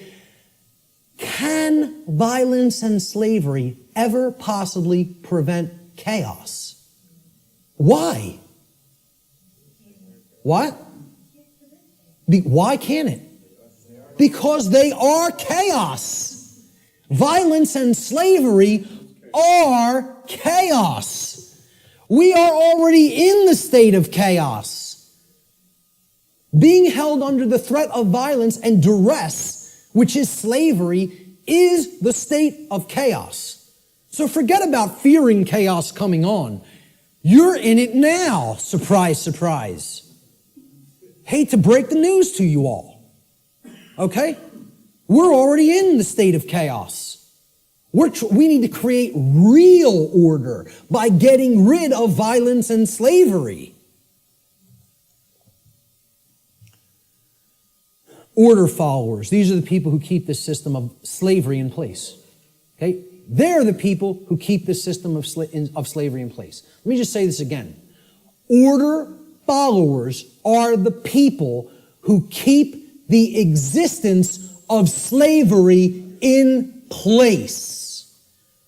Not the ruling class, not the masters, not the so-called elite, which aren't the elite of anything but the bottom of a trash can. Okay? The people who keep slavery in place are the people who willfully follow their orders. Nobody wants to hear that. And people will hate you for saying it. Following orders means, by definition, doing what you are told to do without judging for yourself whether or not that action that you are being ordered to carry out is actually right or wrong. That's the definition of following orders. I mean, can anybody refute that? Is that not the actual definition of following someone else's order? By definition, if you're following the order, you're given the order and then you just act. You just do it because you're following the order. You don't sit there and go, is what that person told me to do right? Do I have a right to do that? Is that moral? Should I do that because, it's okay and it doesn't hurt somebody else? Or should I not do that because it actually does cause harm? It's not what an order follower does in their mind. An order follower says, yes, sir, and follows the order. That's why it's called an order follower. That's why it's called following an order. So that's the definition of what an order follower is. It's not my perception of what an order follower is.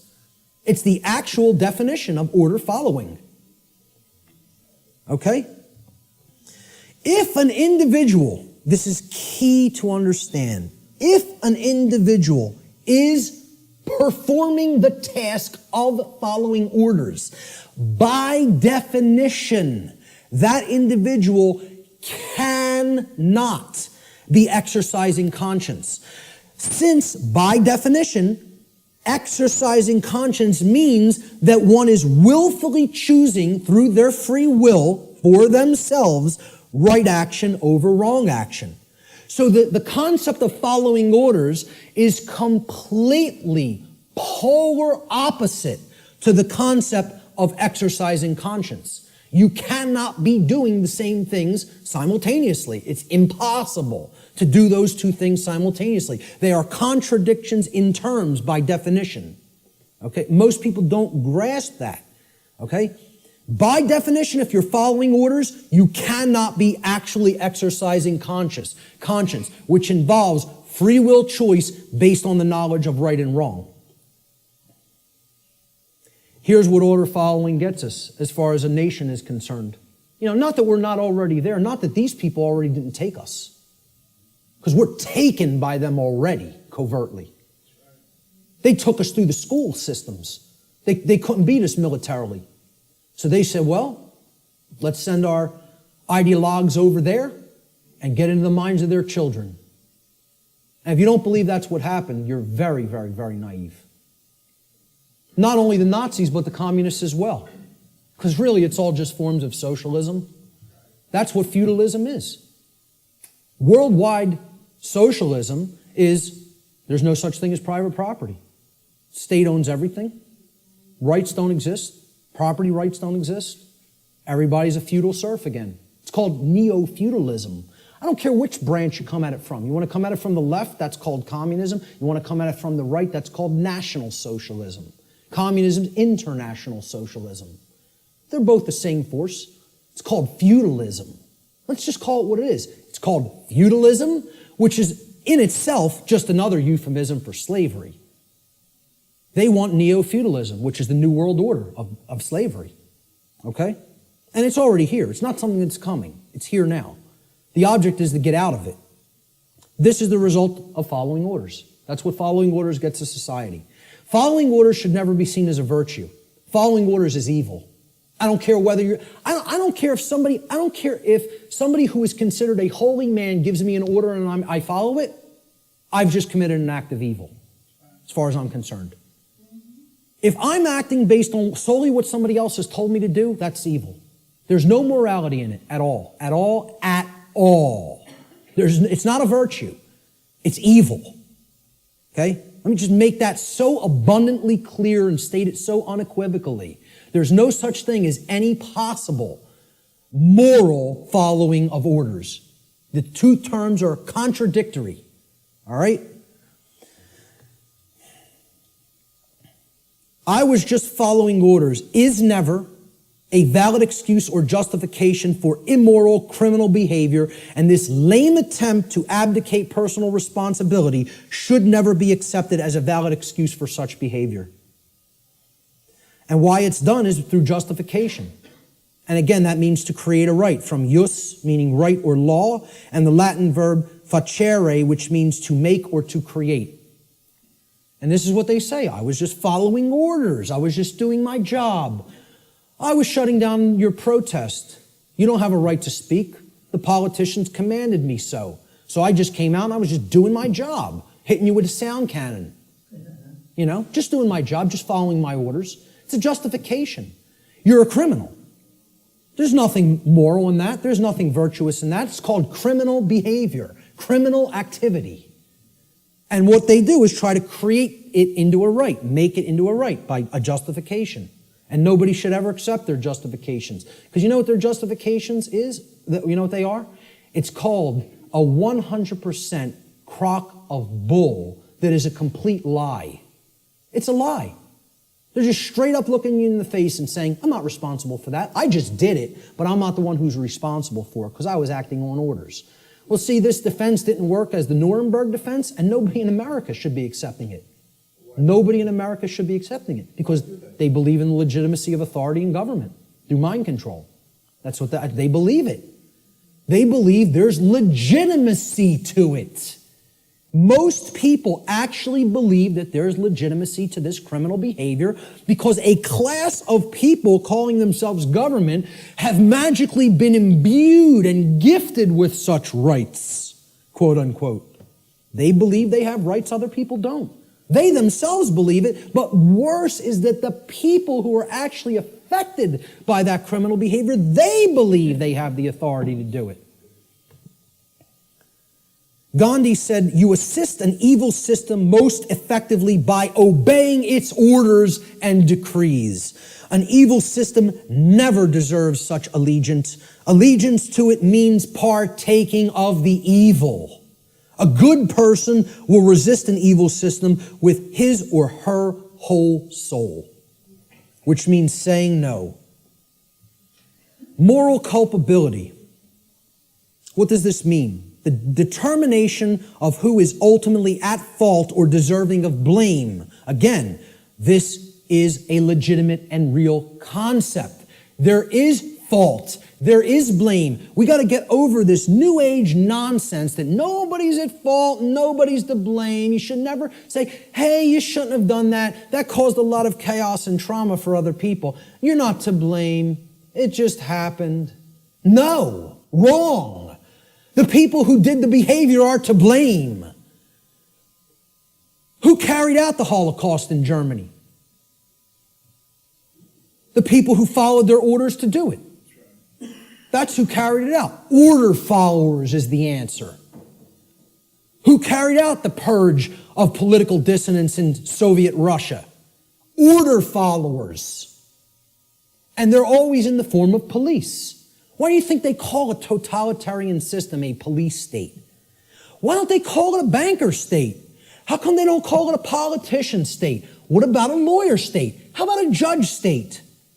Why not call it any of those things? You want to know why? Because none of those people are ultimately responsible for bringing that condition into manifestation through their behavior. They're the order givers. The order followers carry out their commands and through their behavior make that condition a reality. That's why it's called a police state. Because every police state that has ever existed has always been created by police who follow their orders because they don't want to take responsibility and think for themselves and know the difference between right and wrong for themselves like an adult.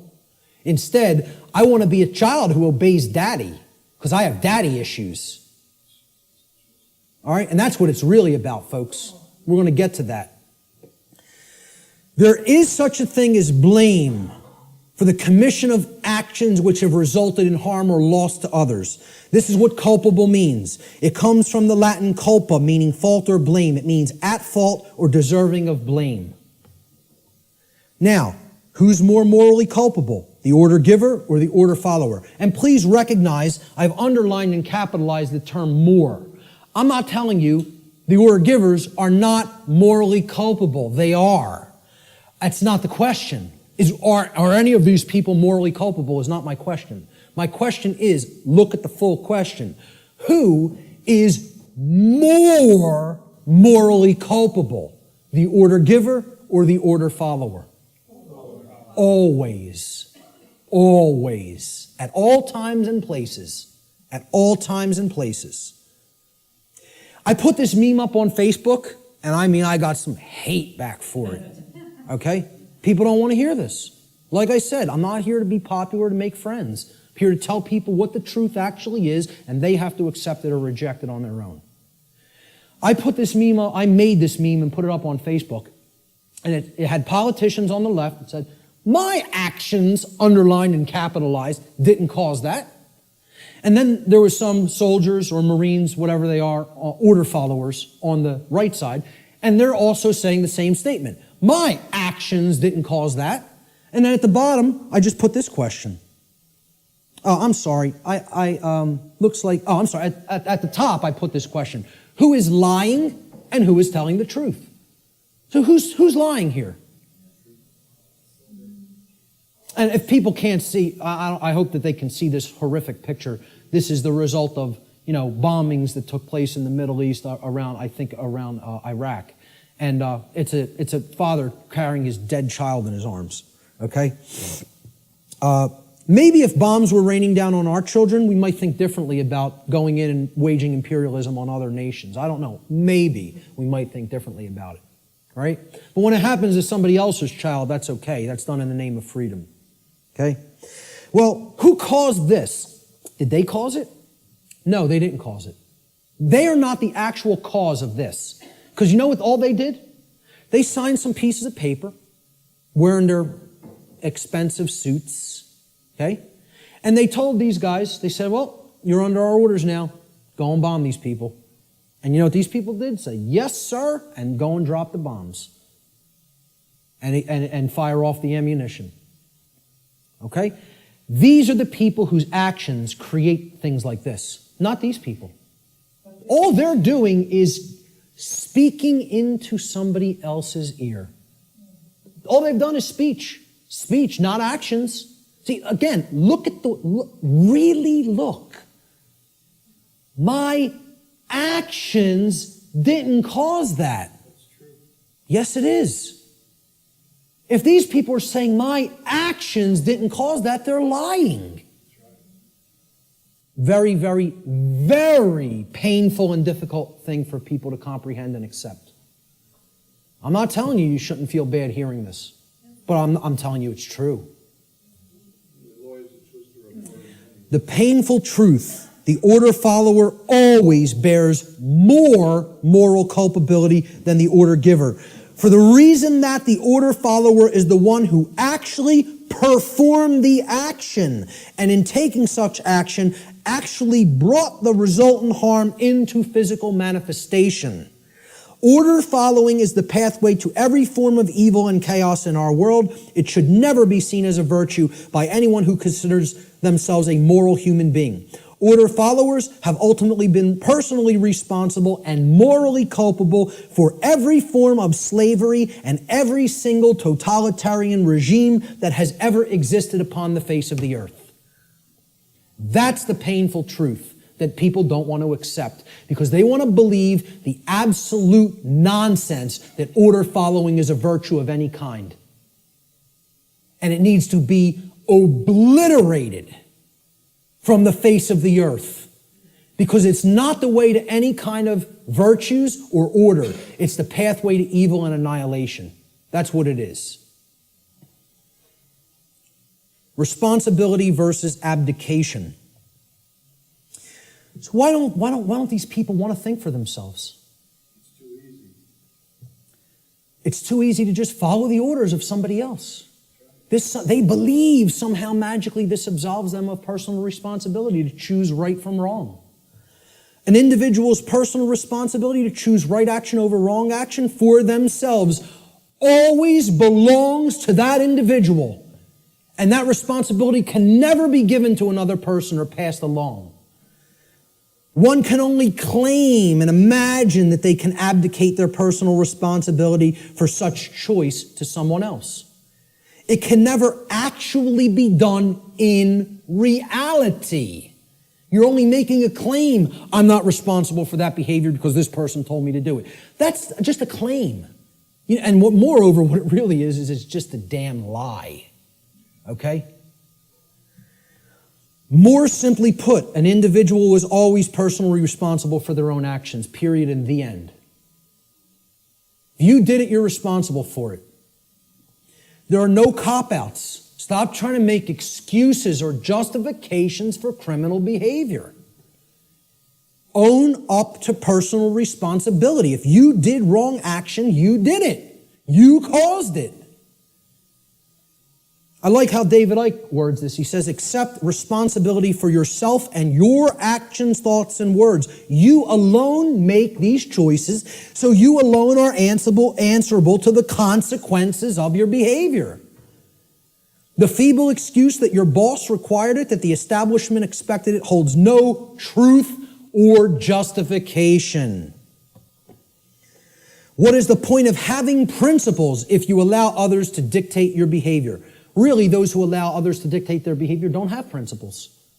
And there's a reason they don't have principles, because they hate themselves.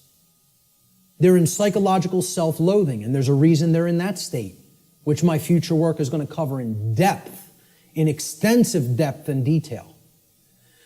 At the end of the day, you will judge your performance and the contribution you've made to creation. It will not be based on what another expected of you or what you did because you felt trapped.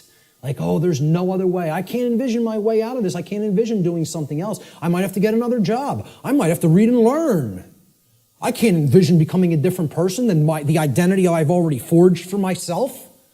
How could I possibly imagine that? I have all my eggs in this basket. My whole ego identity is all wrapped up in my job and what I do. That defines who I am. I can't go against that. It's all nonsense. It's all what people are doing just because they feel trapped and they can't imagine that there's another way. Most people erroneously believe this is the second part of the abdication of responsibility on the part of the people. Most people erroneously believe that they can hand over their natural law right to defend themselves to another individual, group, or entity. In making such a false claim that somebody else is my protector, somebody else, it's their responsibility to protect me, and defend me, they have attempted to abdicate a personal responsibility which actually always belongs to them and can never be given away. That's the self-defense principle. You own it. It's yours. You can't give it away to somebody else.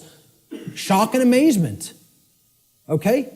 That is your responsibility already.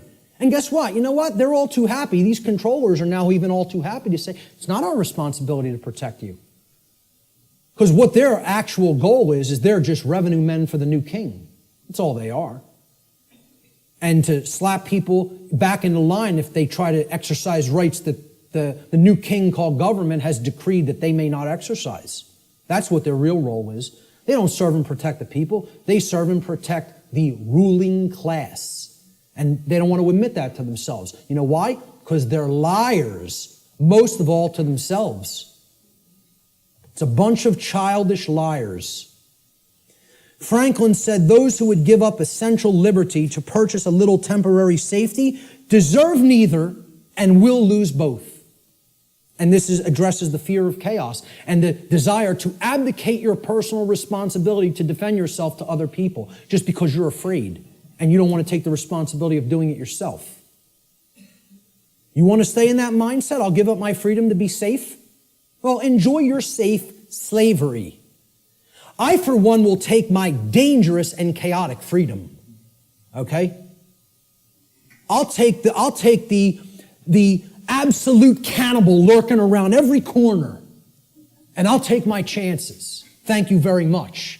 Give me my freedom and my assault rifle, and I'll take my chances. Thank you. Okay? So, the idea that you just want to be kept safe and you'll give up your freedom to do so, it's just a child. That's how a child thinks.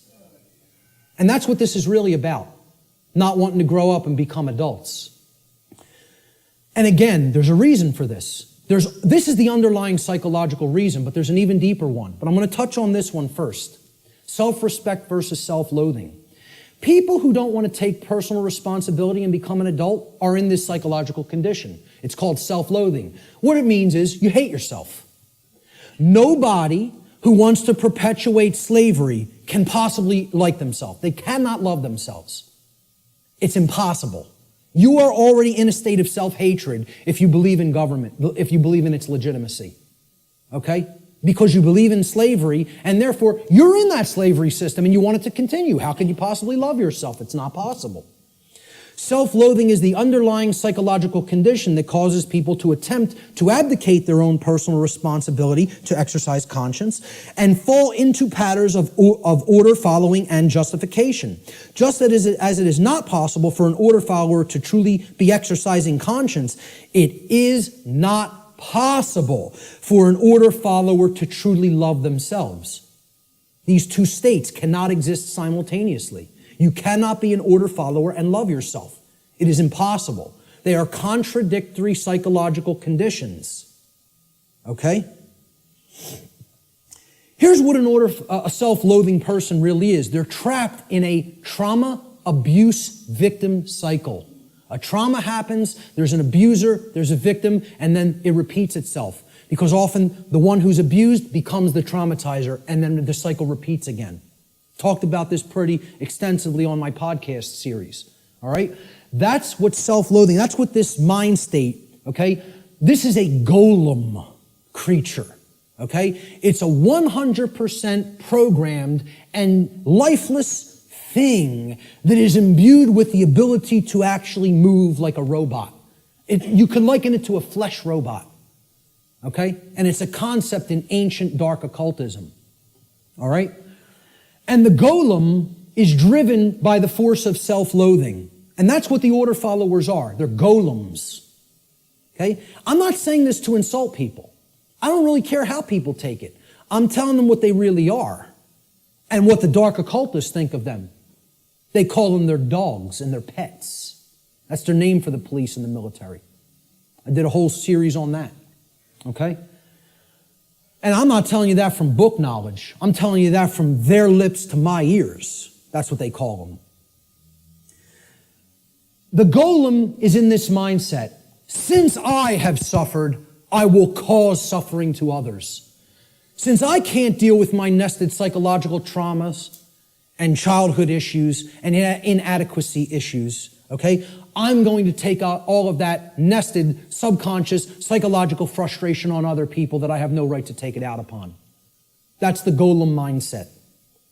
Self-loathing is created when an earlier trauma has been suppressed and buried deeply into the subconscious. That's the role of the subconscious, to protect the conscious mind from traumatic experiences so that the conscious mind doesn't keep reliving it and therefore re-experiencing it in the physiology.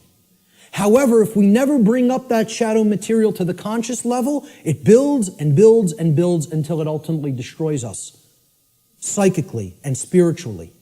All right? Instead of confronting, dealing with, and healing that trauma, people don't want to do that work. It's too hard to dredge up that shadow material. It's hard work. Believe me, to come out of the mind state I was in, I had to do that shadow work for years of more suffering and pain, saying, what do I have to look in the mirror and confront about myself? And then work to change and admit thousands and thousands and thousands and thousands of times, I was wrong. I was wrong. I was wrong. I don't know how many thousands of times I had to look in a mirror and say that to myself. Sometimes to a point where I was so depressed I couldn't get out of bed for days. I would just sit and lay in bed and play doom metal all day. Literally, endlessly, repetitively. And just sitting there in that condition of total self-loathing and total depression because of what I know I took part in. And that I know was still my mental makeup, was still my psychological makeup that was going to take years to get out of. And I'm trying to explain this to prevent people from having to go through all that suffering. This knowledge can be gleaned without having to go down that path. It can be done. I'm not telling you that's easy work, but it is possible. Such trauma could take the form of feelings of inadequacy, whether they are real or imagined. And you know what that mind state ultimately is? It's a self-prison. That's somebody putting themselves in a cage. These people who want to take out their psychological frustrations on other people, they're prisoners. They are in the cage and they love being in the cage. They don't have any desire for freedom. The only kind of person that would have no desire for real freedom is a person who's in the psychological state of self-loathing and hates themselves and does not love themselves.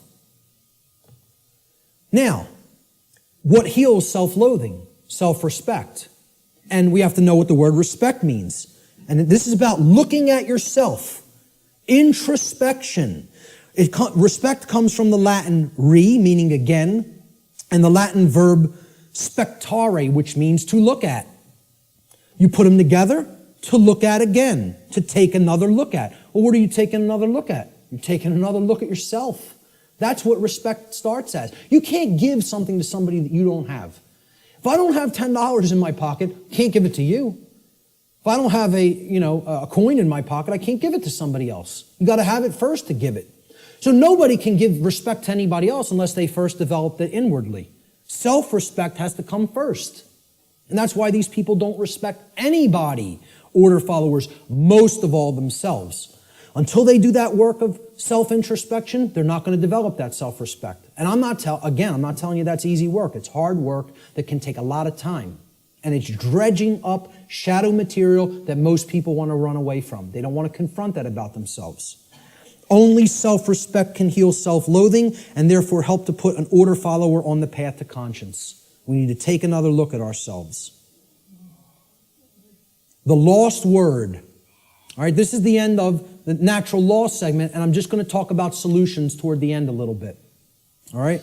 The lost word. It's a concept in esoteric Freemasonry, which represents a state of consciousness that has been largely, quote-unquote, lost to the majority of human beings. In order to speak the quote-unquote lost word, a human being must work upon themselves in order to achieve a state of equilibrium or balance between the left and right hemispheres of the brain. In such a state of balanced consciousness, the being has come to know oneself, as well as the working operations of the macrocosm, meaning natural law.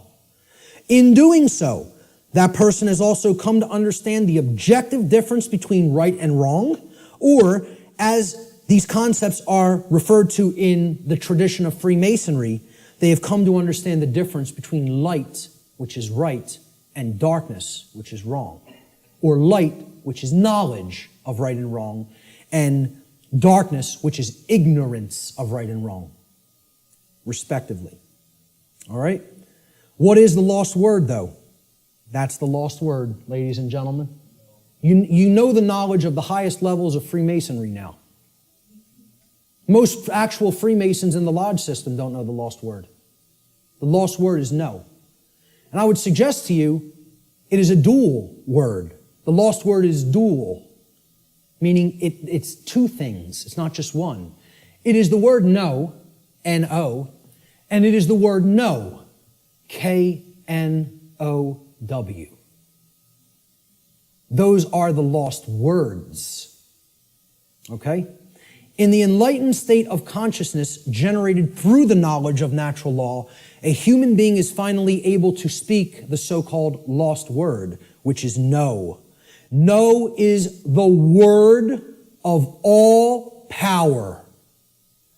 Only when we say no to those who would claim to be our owners, those who would claim that it is they who will decide which rights we have or do not have, do we stop externalizing our power to anyone outside of ourselves, and in doing so, reclaim all of our rights, all of our property that has been taken without right. Sadly, very, very few people in our world have the knowledge, care, and courage that is required to do this. This is why this all-powerful word is considered lost. And there's the other variant of the lost word. Know. Know your rights.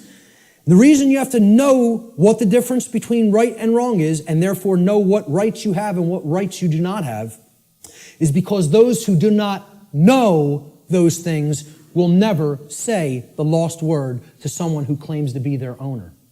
They will not say no, N-O. So let's look at some solutions. I call this section Teaching Natural Law to Others.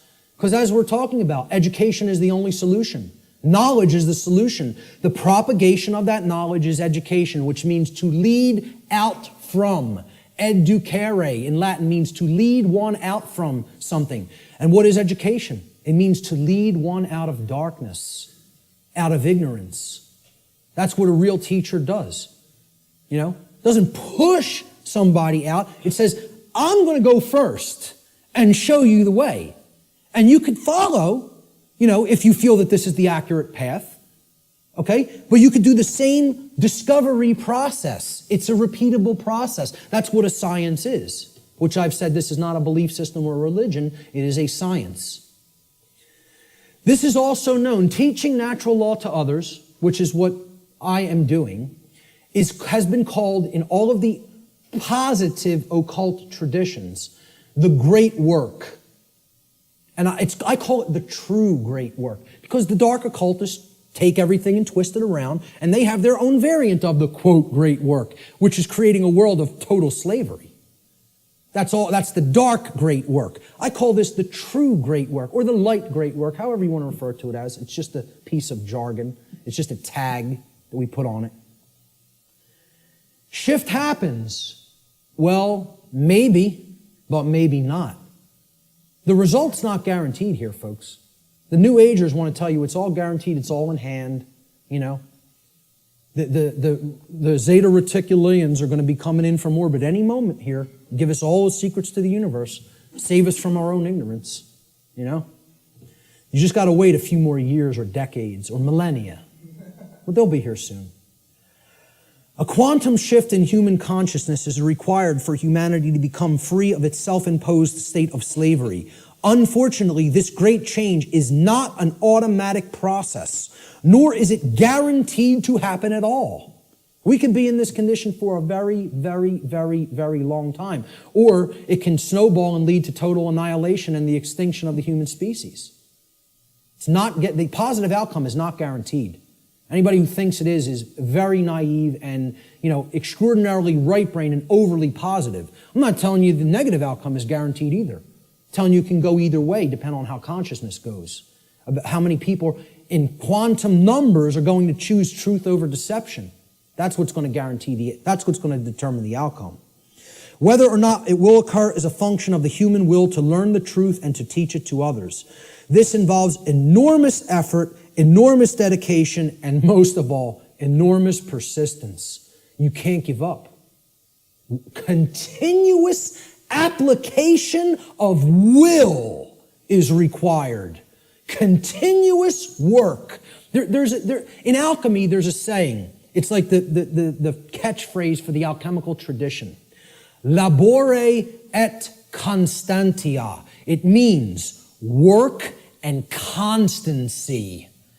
Continual effort. That's what's going to get this boulder up the mountain. That's it. And it's going to go kicking and screaming, folks, because of the level of calcification the human mind is at. I don't expect this to be an easy process. I'm not blowing smoke up your rear end and telling you, hey, come on over and do the great work. It's going to be so much fun. It's going to be so easy. We're going to get it done real quick, and everything's going to be fine. Okay? If I was some new age guru who was trying to get you all to believe what I'm saying, that's what I would tell you. Because all I'd be worried about is how popular I am and how many followers I can accrue. I'm not interested in that. I'm interested in telling you how it really is. That doesn't make me popular. As a matter of fact, that makes me hated by a lot of people. Okay? This is not going to be easy. A quantum shift has requirements. Quantum, the word quantum is derived from the Latin noun quantum. It's the same word in Latin as it is in English. Quantum in Latin means an amount, of something. In order to tip the scales of truth and justice back to balance, a certain amount of people actually need to be doing the great work to help others to receive truth. If we don't have enough people doing that, those scales are not going to tip in the opposite direction. Got news for you.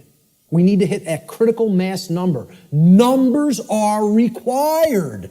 The New Age movement wants to tell you, no, numbers aren't required. A tiny, tiny, tiny, tiny portion can make great, great, great change happen. Nonsense. It's not called a quantum shift for no reason.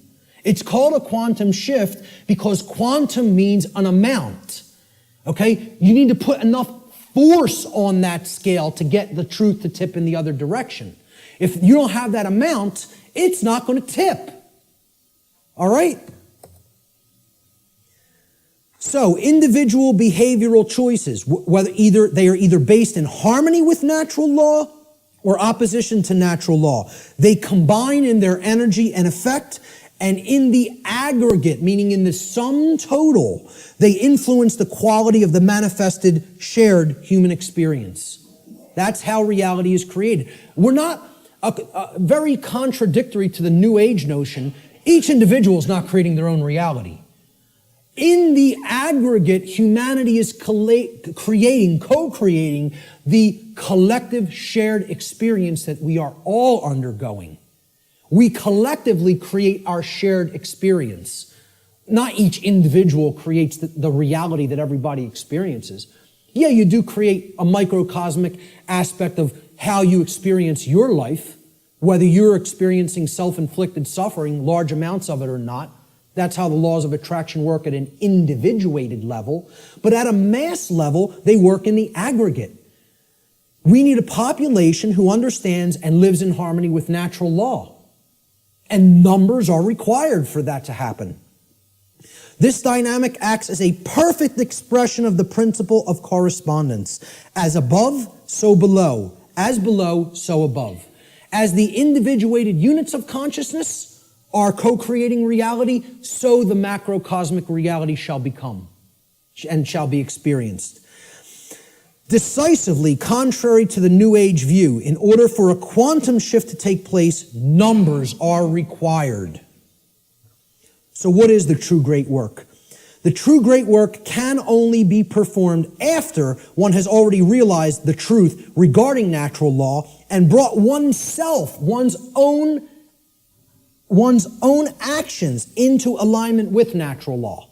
That's when it begins. Because once you do that and you're no longer in that internal contradiction or opposition, that's when you can legitimately start teaching it to other people because you know it deeply enough and you've actually aligned your behavior to it. So the true great work is what comes after that. And here's what it is. This is actually what the true great work is now. It is the arduous task of influencing other people to go through the very same process of change, of positive change in consciousness that you have gone through. It is to help them to realize that in supporting and condoning the legitimacy of authority and government, in other words, man's law, that what they have actually been supporting and condoning is the legitimacy of slavery, and that they were immoral for having done so. Now that is hard work. Because people don't want to hear this. They want to believe what they want to believe. They want to be true what they want to be true. They filter their perceptions through those lenses. In short, what the true great work comes down to is to actually get people to abandon their religions, their false religions, really, I should make this slide say. The false and dogmatic beliefs which hold back the progress of consciousness by impeding the reception of truth and natural law. They're calcified religious belief systems. That's what has to be broken down and abandoned. Carl Jung described the great work beautifully. I consider him a modern-day alchemist, as I consider many other teachers of the great work. He said, one does not become enlightened by imagining figures of light, but by making the darkness conscious. Making the darkness conscious.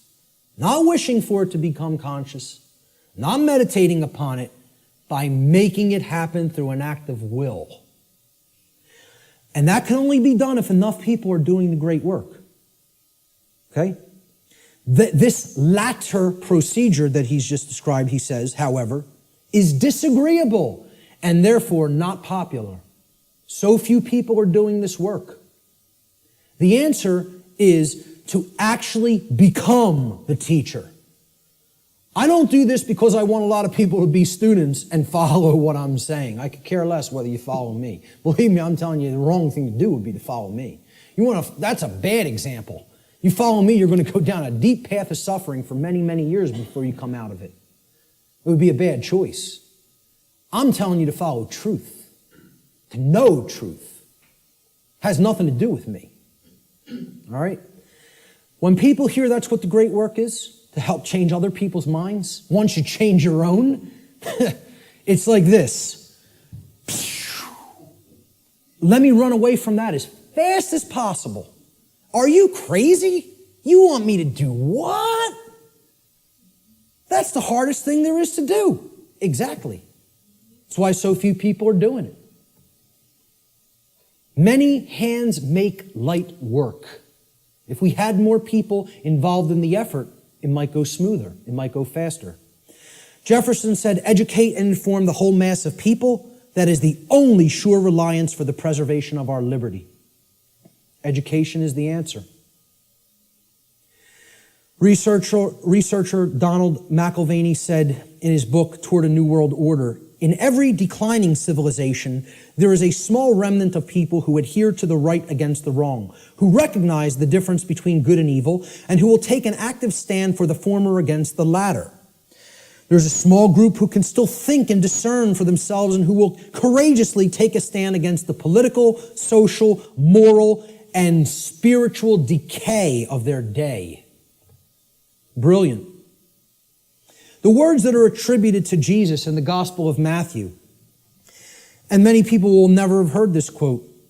He says, do not suppose that I have come to bring peace to the earth. I did not come to bring peace, but a sword. For I have come to turn a man against his father, a daughter against her mother, a daughter-in-law against her mother-in-law.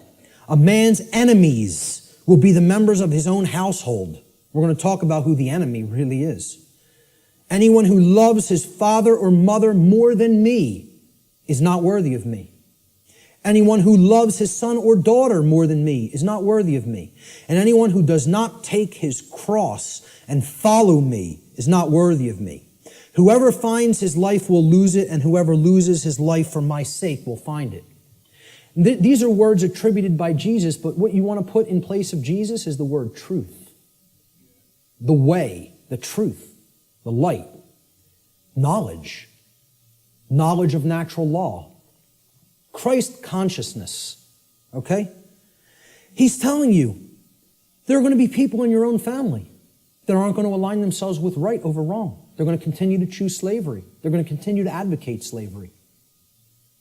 These aren't people who you want to continue to align yourself with if you have made an effort to truly explain what's really taking place. See, this is the concept of true forgiveness and turning the other cheek. It doesn't mean turn the other cheek and continue to ignore evil and excuse evil indefinitely while it destroys you. It means you have to give people who you're close with and you have an affinity with more chances than you would give just somebody who you don't know to learn the truth.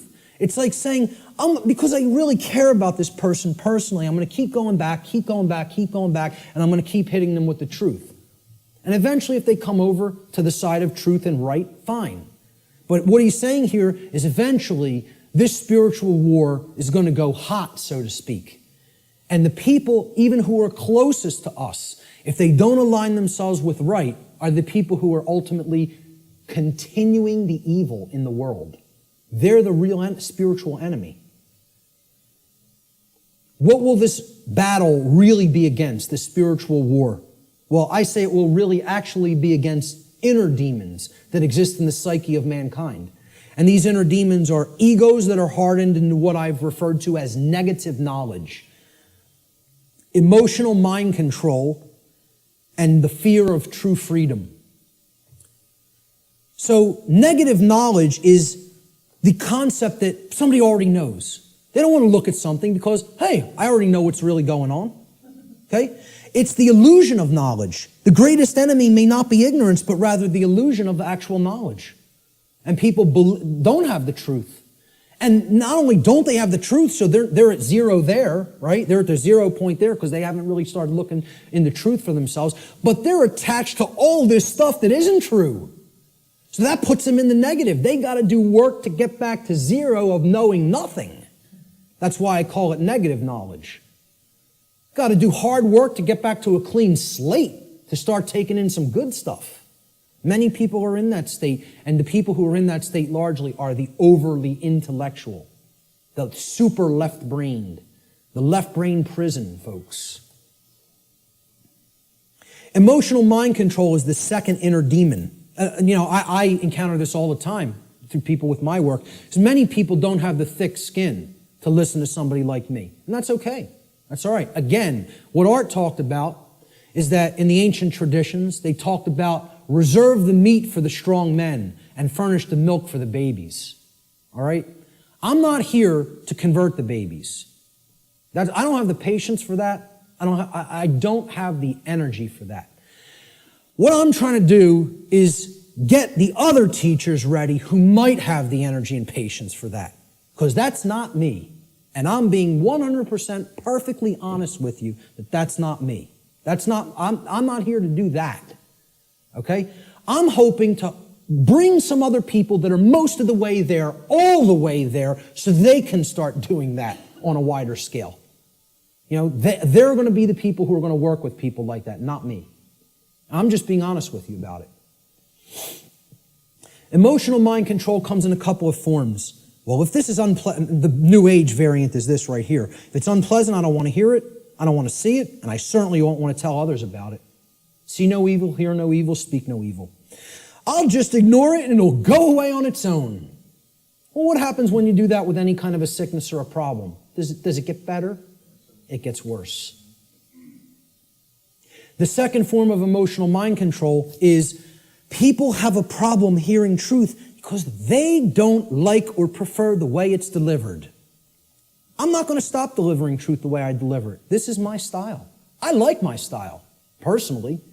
I don't think I have a problem at all in the way I present.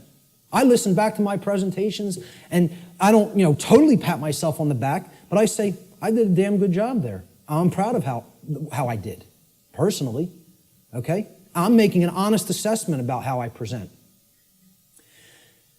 And again, I realize my presentation style is mostly for the thick-skinned. It's not for the people with super delicate sensibilities.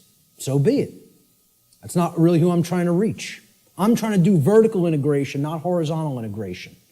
Build up the community of people who really get it, and they can start propagating it to the masses. This concept is about, the attractive newscaster on the nightly news. She can whisper sweet nothings in your ear all night with the blue frequencies behind her, okay, and say, 2 + 2 = 5. 2 + 2 = 5. And she's going to get a lot of people to believe that nonsense, right? But the person who's actually telling you the truth, that you might not like the sound of his voice, you might not like the harshness that he comes to you with the truth with, he might be screaming through a bullhorn and saying, hey, you're in danger. You are actively in danger. There is an imperative here, okay? There is a time consideration here. You don't have all the time in the world to correct this, all right? People say, well, I don't like the way he said that. That comes off as negative to me. I think he's fear-mongering or making a bigger deal out of this than it is. They're not interested in the content, the actual information. They're saying, the way that was said offended me. I don't prefer the sound of his voice or the tone he just took. Well, does that have any damn thing to do with whether the information was true or not? The people who are in this mind state are under emotional mind control. They believe you can determine the veracity of informational content based upon how it makes you feel. And this is a logical fallacy. That cannot be done. You cannot think with the emotions. And I'm not telling you to disregard the emotions. They're unbelievably important. They are our compass for morality in our lives. They're the compass through which we should set the direction of our behavior. But you can't come to determine and analyze and break down what's true or not and make a filtering system based on just how the information made you feel when you heard it. Okay? You have to actually think with the mind, with both hemispheres of the brain, with true intelligence to come to filter and determine what's true. Okay? No matter how much anybody wants to, give you that soft, sweet, pleasant, emotional voice, okay? That person's still lying to you. And no matter how much the person who comes with an abrasive, harsh, nasty, or scratchy voice might keep telling you 2 + 2 = 4, and you don't personally like their tone, guess what, folks? It still equals 4 at all times and places. That's the truth. No amount of pleasantry or wrapping up the lie is ever going to make this statement on the left here true. Ever. But yet, that's what people would rather prefer to hear if it's told to them in a nice, pleasant tone. Truth is belligerent, as I said at the beginning of the presentation. It is, by its very nature, at war with the forces of falsehood and deceit. Brecht. We literally believe that we are in the right to ignore a message of truth if the messenger is somehow distasteful to us. I would argue this to be a symptom of total madness. That's an anonymous quote I also found on a forum. And that's a great piece of wisdom. That's a gem of wisdom right there. It is total madness to disregard truth just because we don't like the way it was said. It's called emotional mind control. It's been a big part of my work that I've tried to explain to people. Where does the fear of true freedom come from? All right, and this is going to lead into my future work, which is a whole nother series of presentations. I'm going to go deeply into this in the future. It's very difficult to see here. There's actually a tree there. It's kind of in a deep red because I'm going to put some text over top of it. I should have started it in a more bright red and then faded it into the background, but forgive that on this slide. You can look it up here at the top of the tree. There's the leaves, all right? The leaves are one's refusal to own their own personal responsibility. Now, you would think, oh, that's way down at the root. No. That's the symptom that's manifesting up at the top of the tree. That's actually the leaves on the tree, the leaves and the twigs, right? Then we get down to the big branches and the trunk of the tree. We're getting closer to the heart of the real psychological issues that are at work driving the negative aspect of the problem, all right? And this we've already talked about, self-loathing due to lack of self-respect. Now, what am I really describing here? What have we actually been describing? What kind of people want to live in perpetual refusal to own personal responsibility because they have some nested traumatic issues that have led to self-loathing and lack of self-respect? What am I really describing there? What? Well, yes, it's a slave mindset, but there's something else that I'm describing. What kind of person is that? A child. Thank you. We're talking about people who are psychologically, emotionally, and spiritually immature. They have not grown up. They have not accepted personal responsibility, which is a hallmark of true adulthood or maturity. And this is due to the trauma that they've undergone that's led to self-loathing, okay, and the lack of self-respect, which is why they don't want personal responsibility. They want to remain an eternal child. Now, let's find out what is at the root of this tree of evil. Because until we go into this space, into this causal factor of these other manifesting psychological conditions, we're not actually hitting the actual root of the problem. If a child doesn't like themselves, they hate themselves, they feel they're not good enough, they're not worthy, they have all these imagined feelings of inadequacy and self-loathing, okay? And that's expressing their refusal to grow up and take personal responsibility for themselves in their adulthood. What kind of trauma specifically has that child more likely than not psychologically undergone. They've gone through a specific type of childhood trauma. And I would argue that most people on earth have gone through this type of trauma. And that type of trauma is called abandonment. The human species is suffering from very deeply seated parental abandonment issues that lie at the very core of the psychological condition that we call the human condition. Until we deal with that nested psychological trauma that has been created through abandonment issues, we're not hitting the roots of the tree of evil. We're not getting down to the very core issue that needs to be understood. My future work, I'm going to be presenting this on December 12th in Philadelphia, for anybody who's in the Philadelphia area.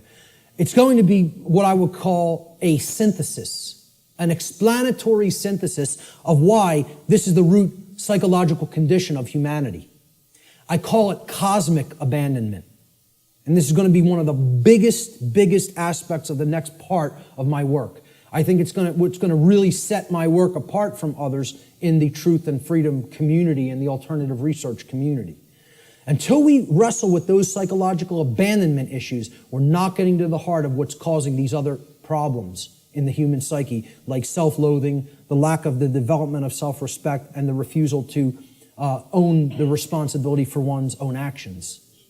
And I'm going to connect this with human origins. And I'm going to make the case that it has always been like that. It has always been like that. We have been children on this planet since we have been on this planet. And we have never actually psychically, psychologically, and emotionally and spiritually grown up, because as a species, we have undergone what I term cosmic abandonment.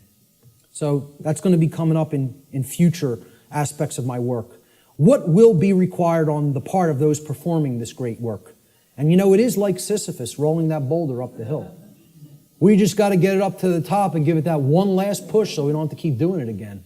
Who knows how many times we've already tried to do this, and it's ended in failure. We need the knowledge of the real enemy, okay? And we'll get to what that is. We need to devote ourselves to service to truth, not even service to humanity. I'm not saying that's not a great virtue to have and to enact. I'm telling you we need to go beyond that. This isn't about service to me, you, or any other individual. It's about service to truth and principles first and foremost. And we need courage and persistence. And then we need practical real-world skills. The knowledge of the real enemy needs to ultimately come first. And this isn't it, folks. This priest class that goes and meets and has the rituals at Bohemian Grove, I'm not telling you they're not evil. I'm not telling you they're not psychopaths. I'm not telling you that we don't need people like that in the world. Okay? I'm telling you that in this spiritual war, this is a tiny, insignificant, as far as numbers are concerned, fraction of the totality of the human population that could not possibly control the minds and the behaviors, and therefore the behaviors of the masses of people without our compliance, without our ignorance. So, while I'm not telling you I, like these people, do I have respect for them as an opponent? Oh yeah, you damn well better believe I do. I don't underestimate these psychopaths. Not a bit. You want to know why I worked with them? I know what their will is like. I know what their intellect is like.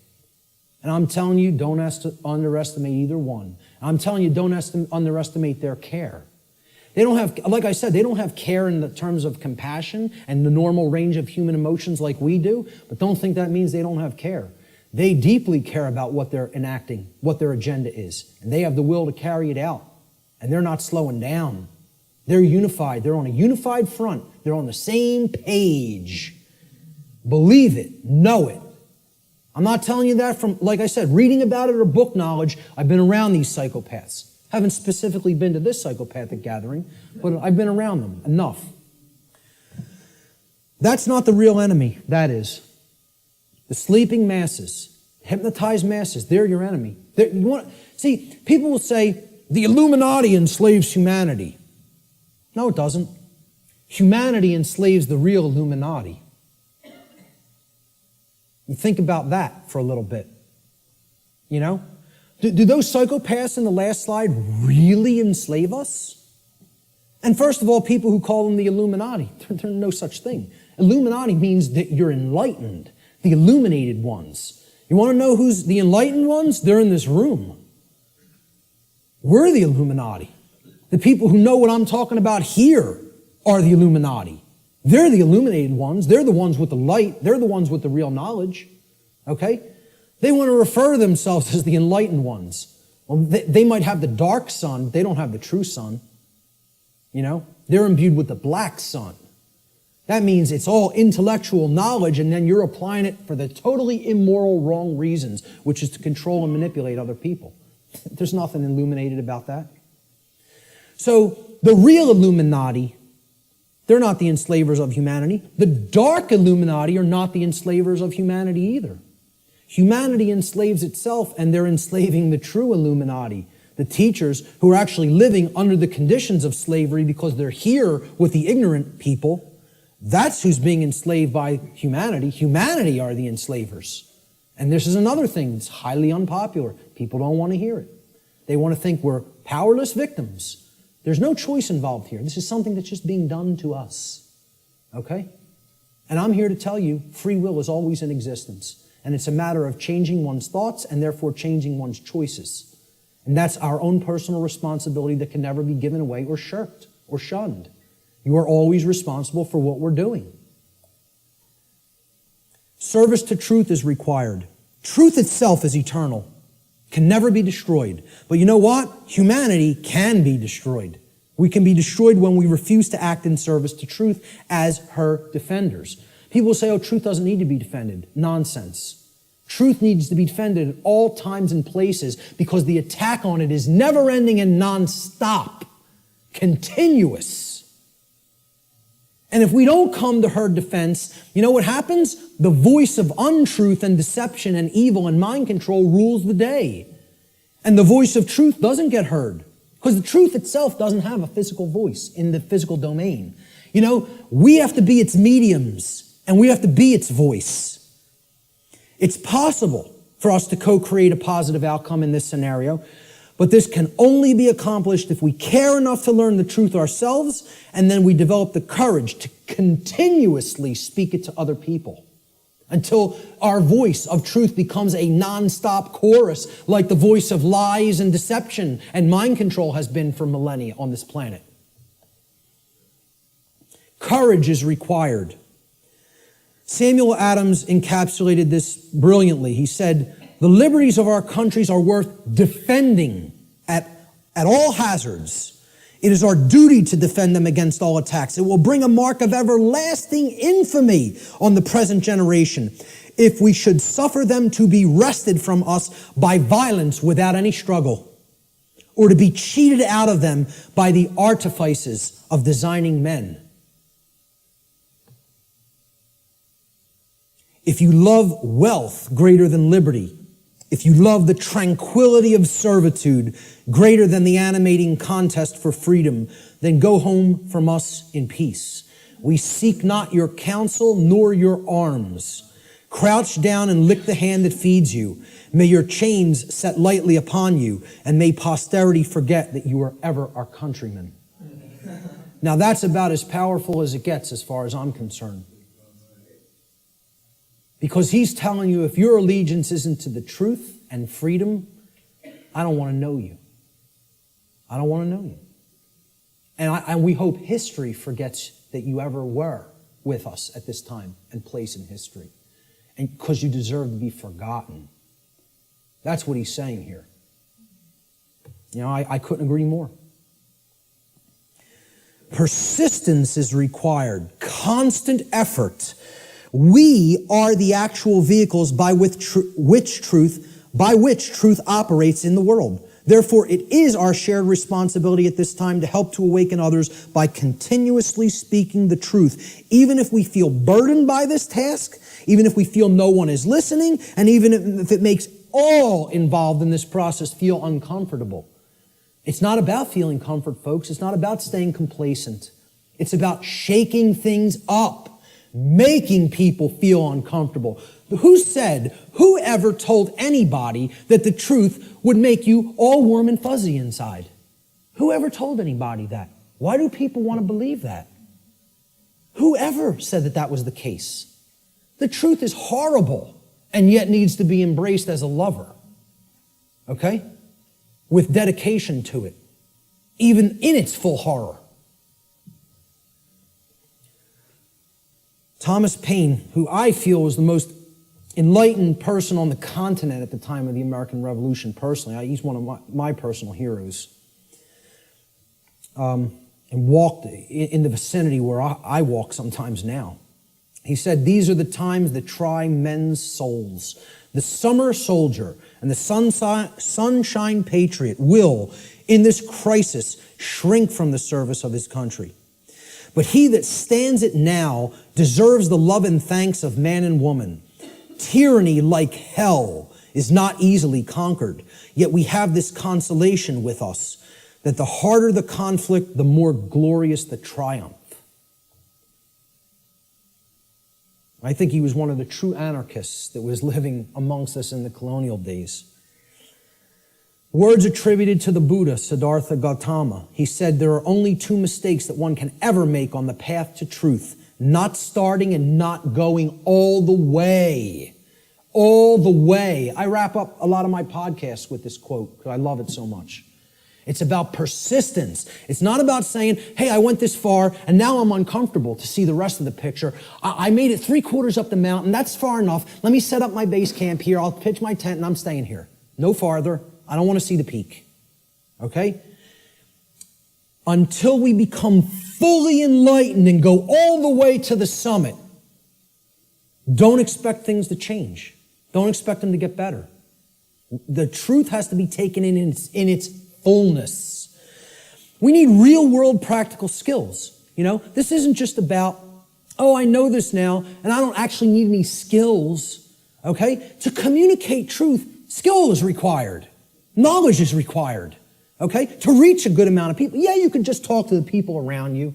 You can communicate, to a small fraction of people that way. I'm not saying don't do that, even if you don't have these other skills. I'm saying if you want to get it out in a big way, to the masses of people, and in the new form of media, which is doing things like this, through the correct and positive and empowering use of technology. People want to say, "Oh, technology is not, there's no role for it. We got to get rid of technology." Technology is a thing that improves life at every scale and level. It's a tool. It's how it's used. Exactly. Okay? We're using technology for a powerful and enlightening purpose right now. And that's its intended use. It's to serve humanity and to serve truth. Okay? So real world skills in the technological era, I feel, are absolutely required. And here's some of them. You need good organizational skills. Like, hey, Art and Chris did this right today. They set this up right.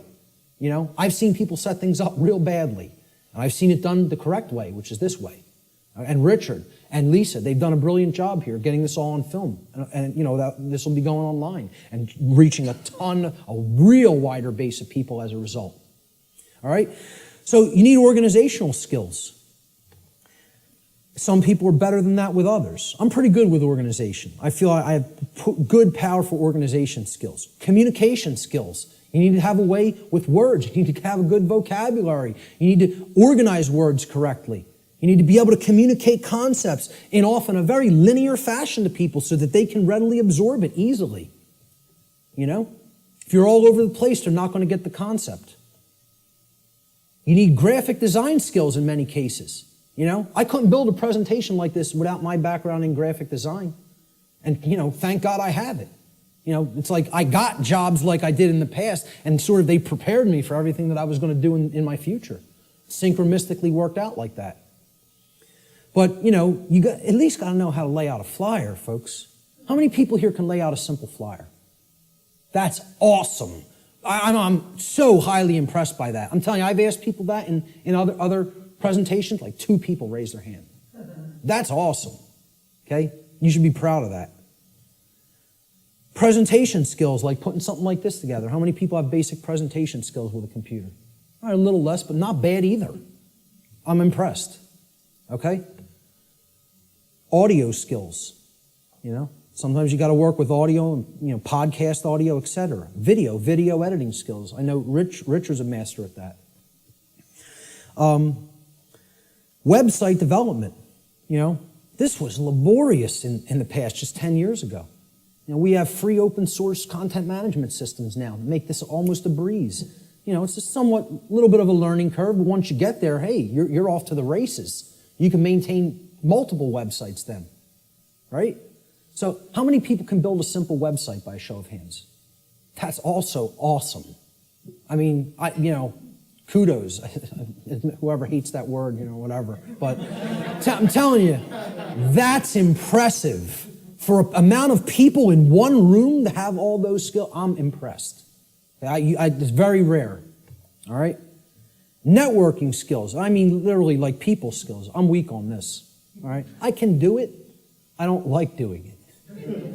I don't like marketing and promotion either. I'm not a good marketer of my work. I'm trying to get better at that, but I need some work with that. Maybe there's people that can help me with that. But, I have a good chunk of all these skills. I could do all of them. I'm not so good on the last two. I need more work. But, if most of us don't have these skills, we're not going to be reaching the optimum number of people. We need to become the new media that is dedicated to truth and put that out there for other people's consumption and other people's edification. All right? We are the answer. We are the illuminators, the ones who will help to enlighten other people once we've taken this knowledge into ourselves. And then that's only the beginning, folks. You got to put it back out there. I tell people the story. I had all this knowledge for a long time, sitting on it, doing nothing with it, just taking more in. Oh, I want to make sure I got it all right. I want to make sure I got the whole picture. I go to a meeting in the state of Virginia. Virgin, the goddess. Okay? Care. Very synchronistic. A woman comes up to me. She says, "You're one of the most knowledgeable people I've come across. What are you doing?" So what do you mean, what am I doing? She said, what are you doing with all the knowledge you have? You doing lectures, presentations, videos, audio? What are you doing? I'm not doing any of those things. I'm just taking a lot more in, downloading a lot more videos. She goes like this, and it's just so matter-of-factly and harshly. What makes you think you have the right to do that? What makes you think you can keep taking all of this in, all of this in, all of this in, and not put any of it back out? What makes you think you even have a right to do that? It was like somebody hit me in the face. She said, this was her phrase. She said, I'll never forget it, "You're Niagara Falls in a water balloon." You're taking all this in and all this pressure building up. It's got no outlet. It's going to burst. She said, you have to put an outlet valve on that knowledge and let it flow out of you and go out to others, and then more will come in. Right now, there's no pressure release valve. You're Niagara Falls in a water balloon. It's like a truck ran me over, Literally like I got hit by a truck. I came up with the idea for what on earth is happening like a couple of weeks after that, because that's all I could think about. All I could think about is what she said. It kept echoing in my head. What makes you think you have a right to do that? And didn't say it nice. Said it like, you're not doing the right thing here. Get up off your ass and do something. That was the tone it was said in. And I totally appreciate it, Who knows, man? If that wasn't said to me at that time, I might not be doing anything. I might not have done a thing. You never know. I like to think at some point I would have, but at the crossroads, this is the last section. Then we'll get to some questions. Quote by R. Buckminster Fuller, "The dark ages still reign over all of humanity, and the depth and persistence of this domination are only now becoming clear. This dark age's prison has no steel bars, no chains or locks. Instead, it is locked by misorientation and built upon misinformation. Caught up in a plethora of conditioned reflexes and driven by the human ego, both warden and prisoner attempt meagerly to compete with God. All are intractably skeptical of what they do not understand. We are powerfully imprisoned in these dark ages simply by the terms in which we have been conditioned to think. The conditioning of our thought is what has kept us in this prison. And only now, the actual depth of the dark ages that we are in are starting to become clear to some people. We are in the time that I call the apocalypse. And actually, I want to start rephrasing this. I want to actually explain to people we're not in the apocalypse anymore. We are now in post-apocalyptic times. We are living in post-apocalypse. The apocalypse has already occurred. It's over. We are living in the time after the apocalypse. And what do I mean by that? Well, we got to look at the meaning of the word. Okay? From the Greek prefix, apo, which means away from, off of, or removed from. And then the Greek verb kalyptine, which means to cover or to conceal or to hide. So, apocalypse means literally to take the cover off of, to remove the veil from, or to take something out of hiding. Well, ladies and gentlemen, another big surprise. The veil has already been lifted. The truth is already out there. It's out. The truth about what's going on here and has been going on here on the earth is out. It has been de-occulted. And not just by me, by many, many other researchers. Okay? There's a laundry list of them out on my website, and I talk about in the podcasts. All right? It's all out there. It literally means to reveal or to take out of hiding. The apocalypse is the great revealing of the truth to the masses of people. Or it is what I simply refer to as the process of de-occulting the truth, removing it from being hidden. What humanity needs to do is make what I call the cosmic apology. And I'll get to what that means. See these words right here? I was wrong. That's the most powerful phrase that can ever be said by a human being. The second most powerful phrase I would acknowledge is I love you. But this is more powerful than even that. Because this is about internal change, not just a dynamic or an interaction or a relationship with another. This is about an internal metamorphosis. When you say these words, this is the phrase of all power. No is the word of all power by which we reclaim our power. But this is the phrase of power. All right? Okay. The word apology comes from Greek. Apo, meaning away from, off of, or removed from, as we've just seen. And the Greek noun logos. Logos means word. Okay? So hence, an apology, it literally means to go away from the word or to give back the word. Okay? You are taking it back. So if I make an apology, I said something, I didn't really mean it, or I want to retract it. An apology means, let me take back what I just said. Okay? I'm taking it back. I'm removing the word. All right? I'm going away from the former word or phrase that I just said. That's an apology in the standard colloquial English understanding sense. All right? Let's look at what I call the cosmic apology and where this term really comes from, what it really means. See, the Greek noun logos, which is written there in Greek script, which means word in Greek, it comes from the Greek verb lego. All right? Lego in Greek means to speak or to say. It's where we get the English word lexicon from. All right? The Latin noun lex legis is related to the Greek verb lego, to say. Again, because who put the laws into manifestation? The Creator did. How did the Creator manifest the physical universe and all the laws? Spoke it into existence. Reality and truth are spoken into existence by the power of vibration, the vibratory power of voice. Okay? So the Creator created the universe by the phrase, fiat lux in Latin. It means let there be light. Okay? The Latin noun lex legis, meaning law, is actually derived from this Greek verb lego, meaning to speak or to say.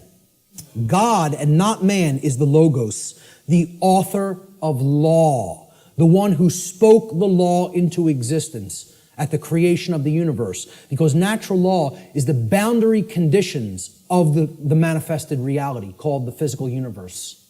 These are the boundary conditions which govern it. Humanity's work is to learn to listen to God's word. Not man's word, not man's law. Natural law, spiritual law, moral law, God's law, karmic law. I don't care what you want to call it. Call it whatever you want. Okay? Consequentialism. This is the truth. That's what, you want to talk about what all these phrases really mean? It all comes back to the word truth. That's it. It's the truth about what is, what's operating here. And humanity needs to align its behavior to this law, God's law, natural law.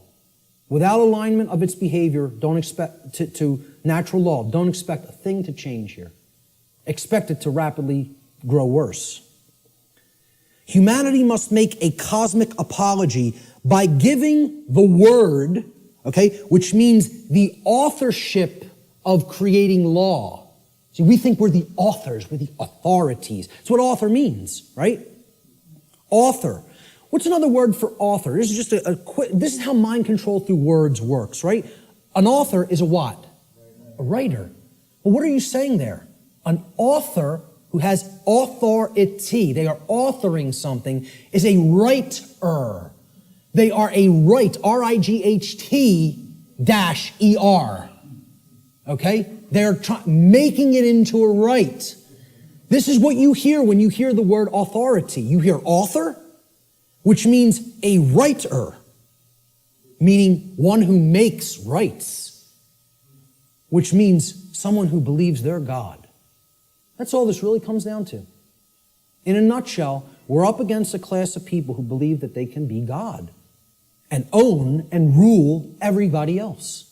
That's all the dark occult comes down to, folks. People who believe they're God. Sick, psychopathic lunatics who think they're God and are going to rule the hell of the prison world that they're going to create, that they call their dark new world order. We need to give the word back. That's what an apology is. And who it needs to be given back to is the creator of the universe, because that's the author of the law. That's its rightful owner. The word doesn't belong to us, folks. The word belongs to God. That's why it says at the beginning of the biblical text, in the beginning was the Word, and the Word was God. You know, that's what the Logos is. Natural law. God is law. You want the best definition I could ever give you for the word God? Law. People don't want to look at it like that. Very few people ever look at it like that. That's what the force of creation is. It's natural law. It's how we co-create our reality, whether we do it consciously or unconsciously. This apology is accomplished when we open our minds and hearts to truth and we start saying the lost word, no to evil, to the presence of evil in our lives. See, this is an initiate inside what was known as the Jed or the Djed pillars, depending on how certain people pronounce it. And these Jed pillars represented stability and enlightenment. And they represent the two principles, the sacred feminine principle of non-aggression and the sacred masculine principle of self-defense.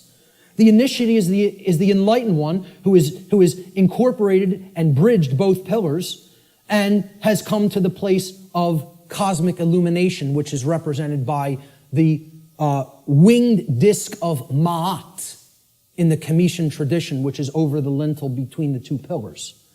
That winged disc of Ma'at. Ma'at was considered a great mother goddess in the Comitian, the ancient Egyptian traditions.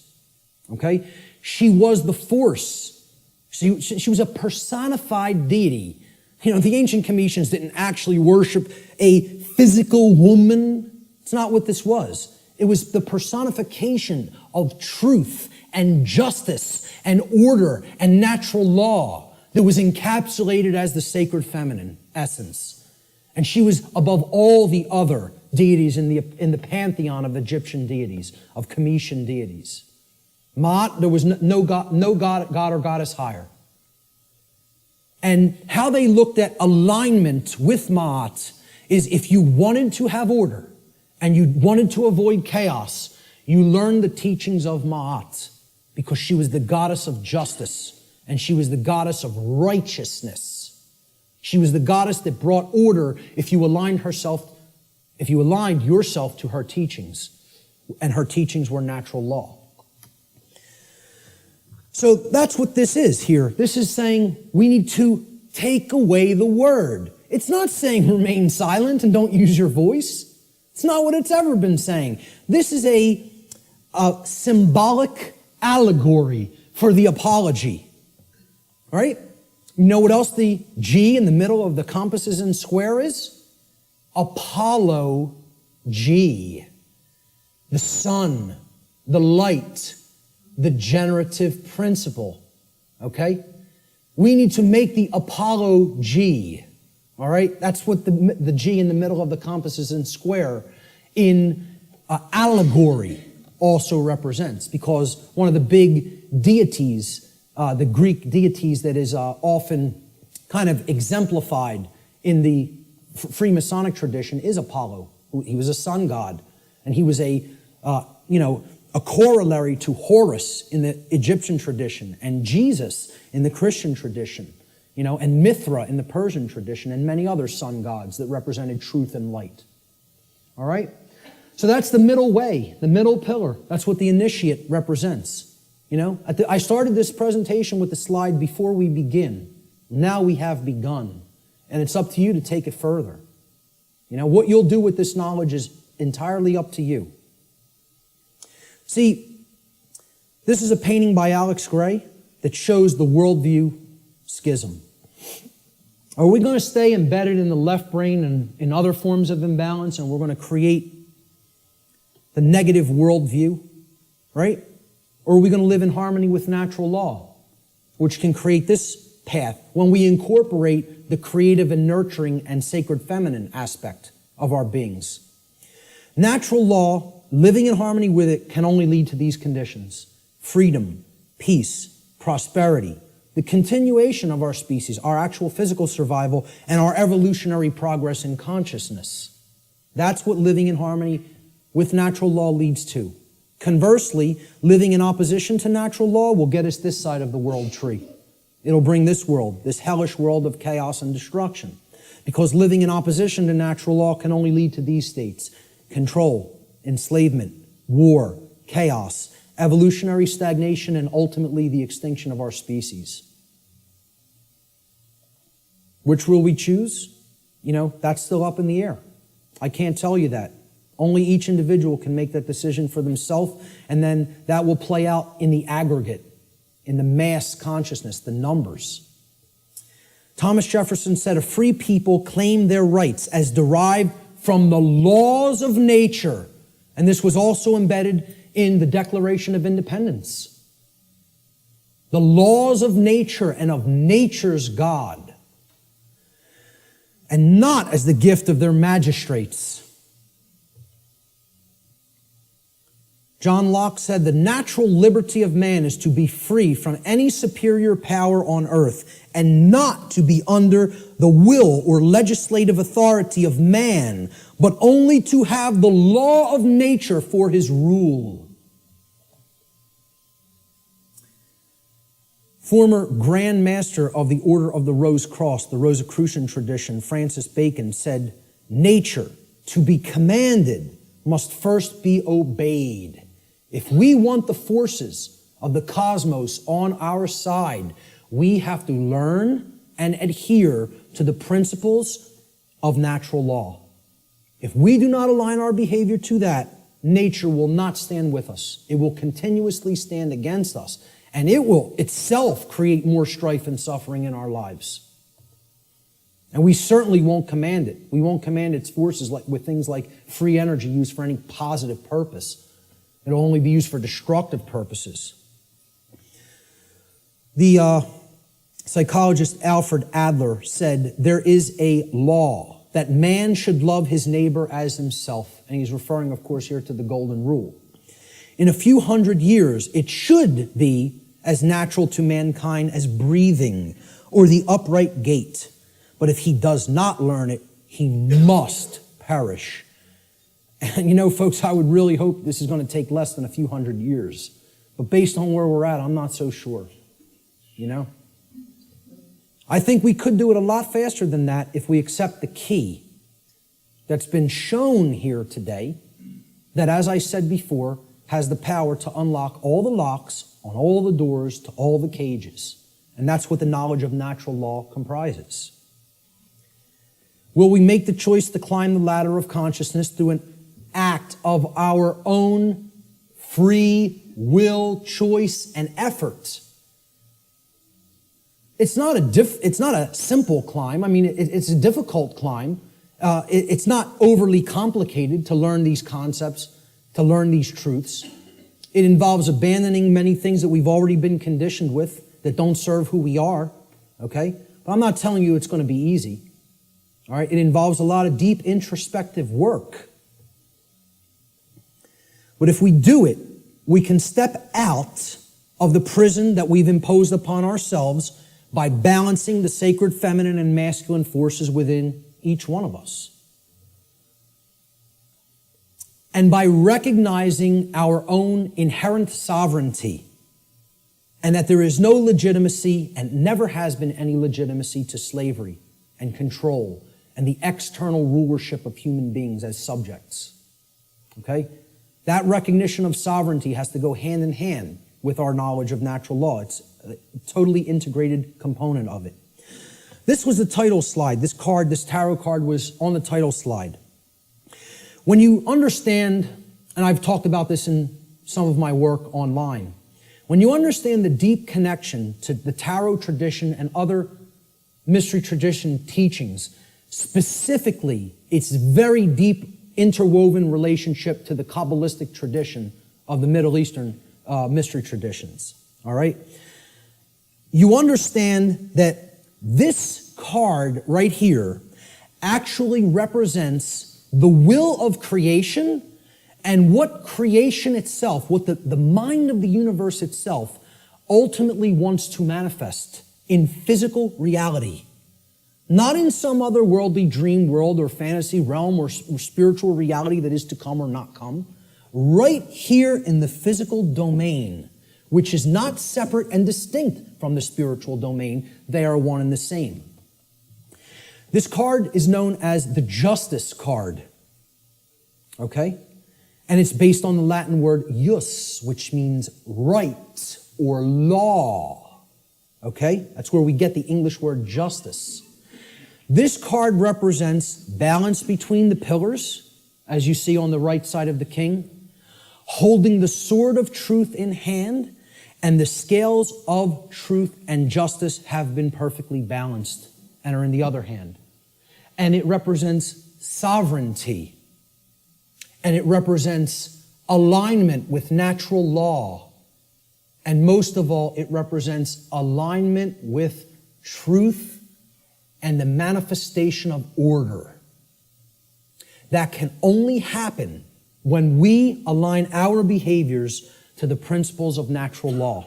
Only then will we see the manifestation that the universe is itself wishing for us and trying to help us create, which is justice and order. If we let go of the things that are holding us back and break our mental chains of bondage, we can create a world that is based in actual, real freedom. It is possible. I'm not telling you it's not going to be arduous work or a difficult journey, but it can be done. Okay? If we choose to do that, we're going to see advances and things that are going to be created that the world is going to look so drastically different if we go down that middle path to the truth and to order and to justice through the understanding of natural law and actually applying it and living it in our lives, that the changes we're going to experience are going to be so positive and so transformative that we can scarcely even imagine what the world will be like on the other side of that work, on the other side of that transformation. Will that be done? Maybe. Maybe not. The answer will come from what you see in the reflection of that device right there. That's what will determine it. Nothing else. It's up to each individual. Ladies and gentlemen, thank you so much for your kind attention today.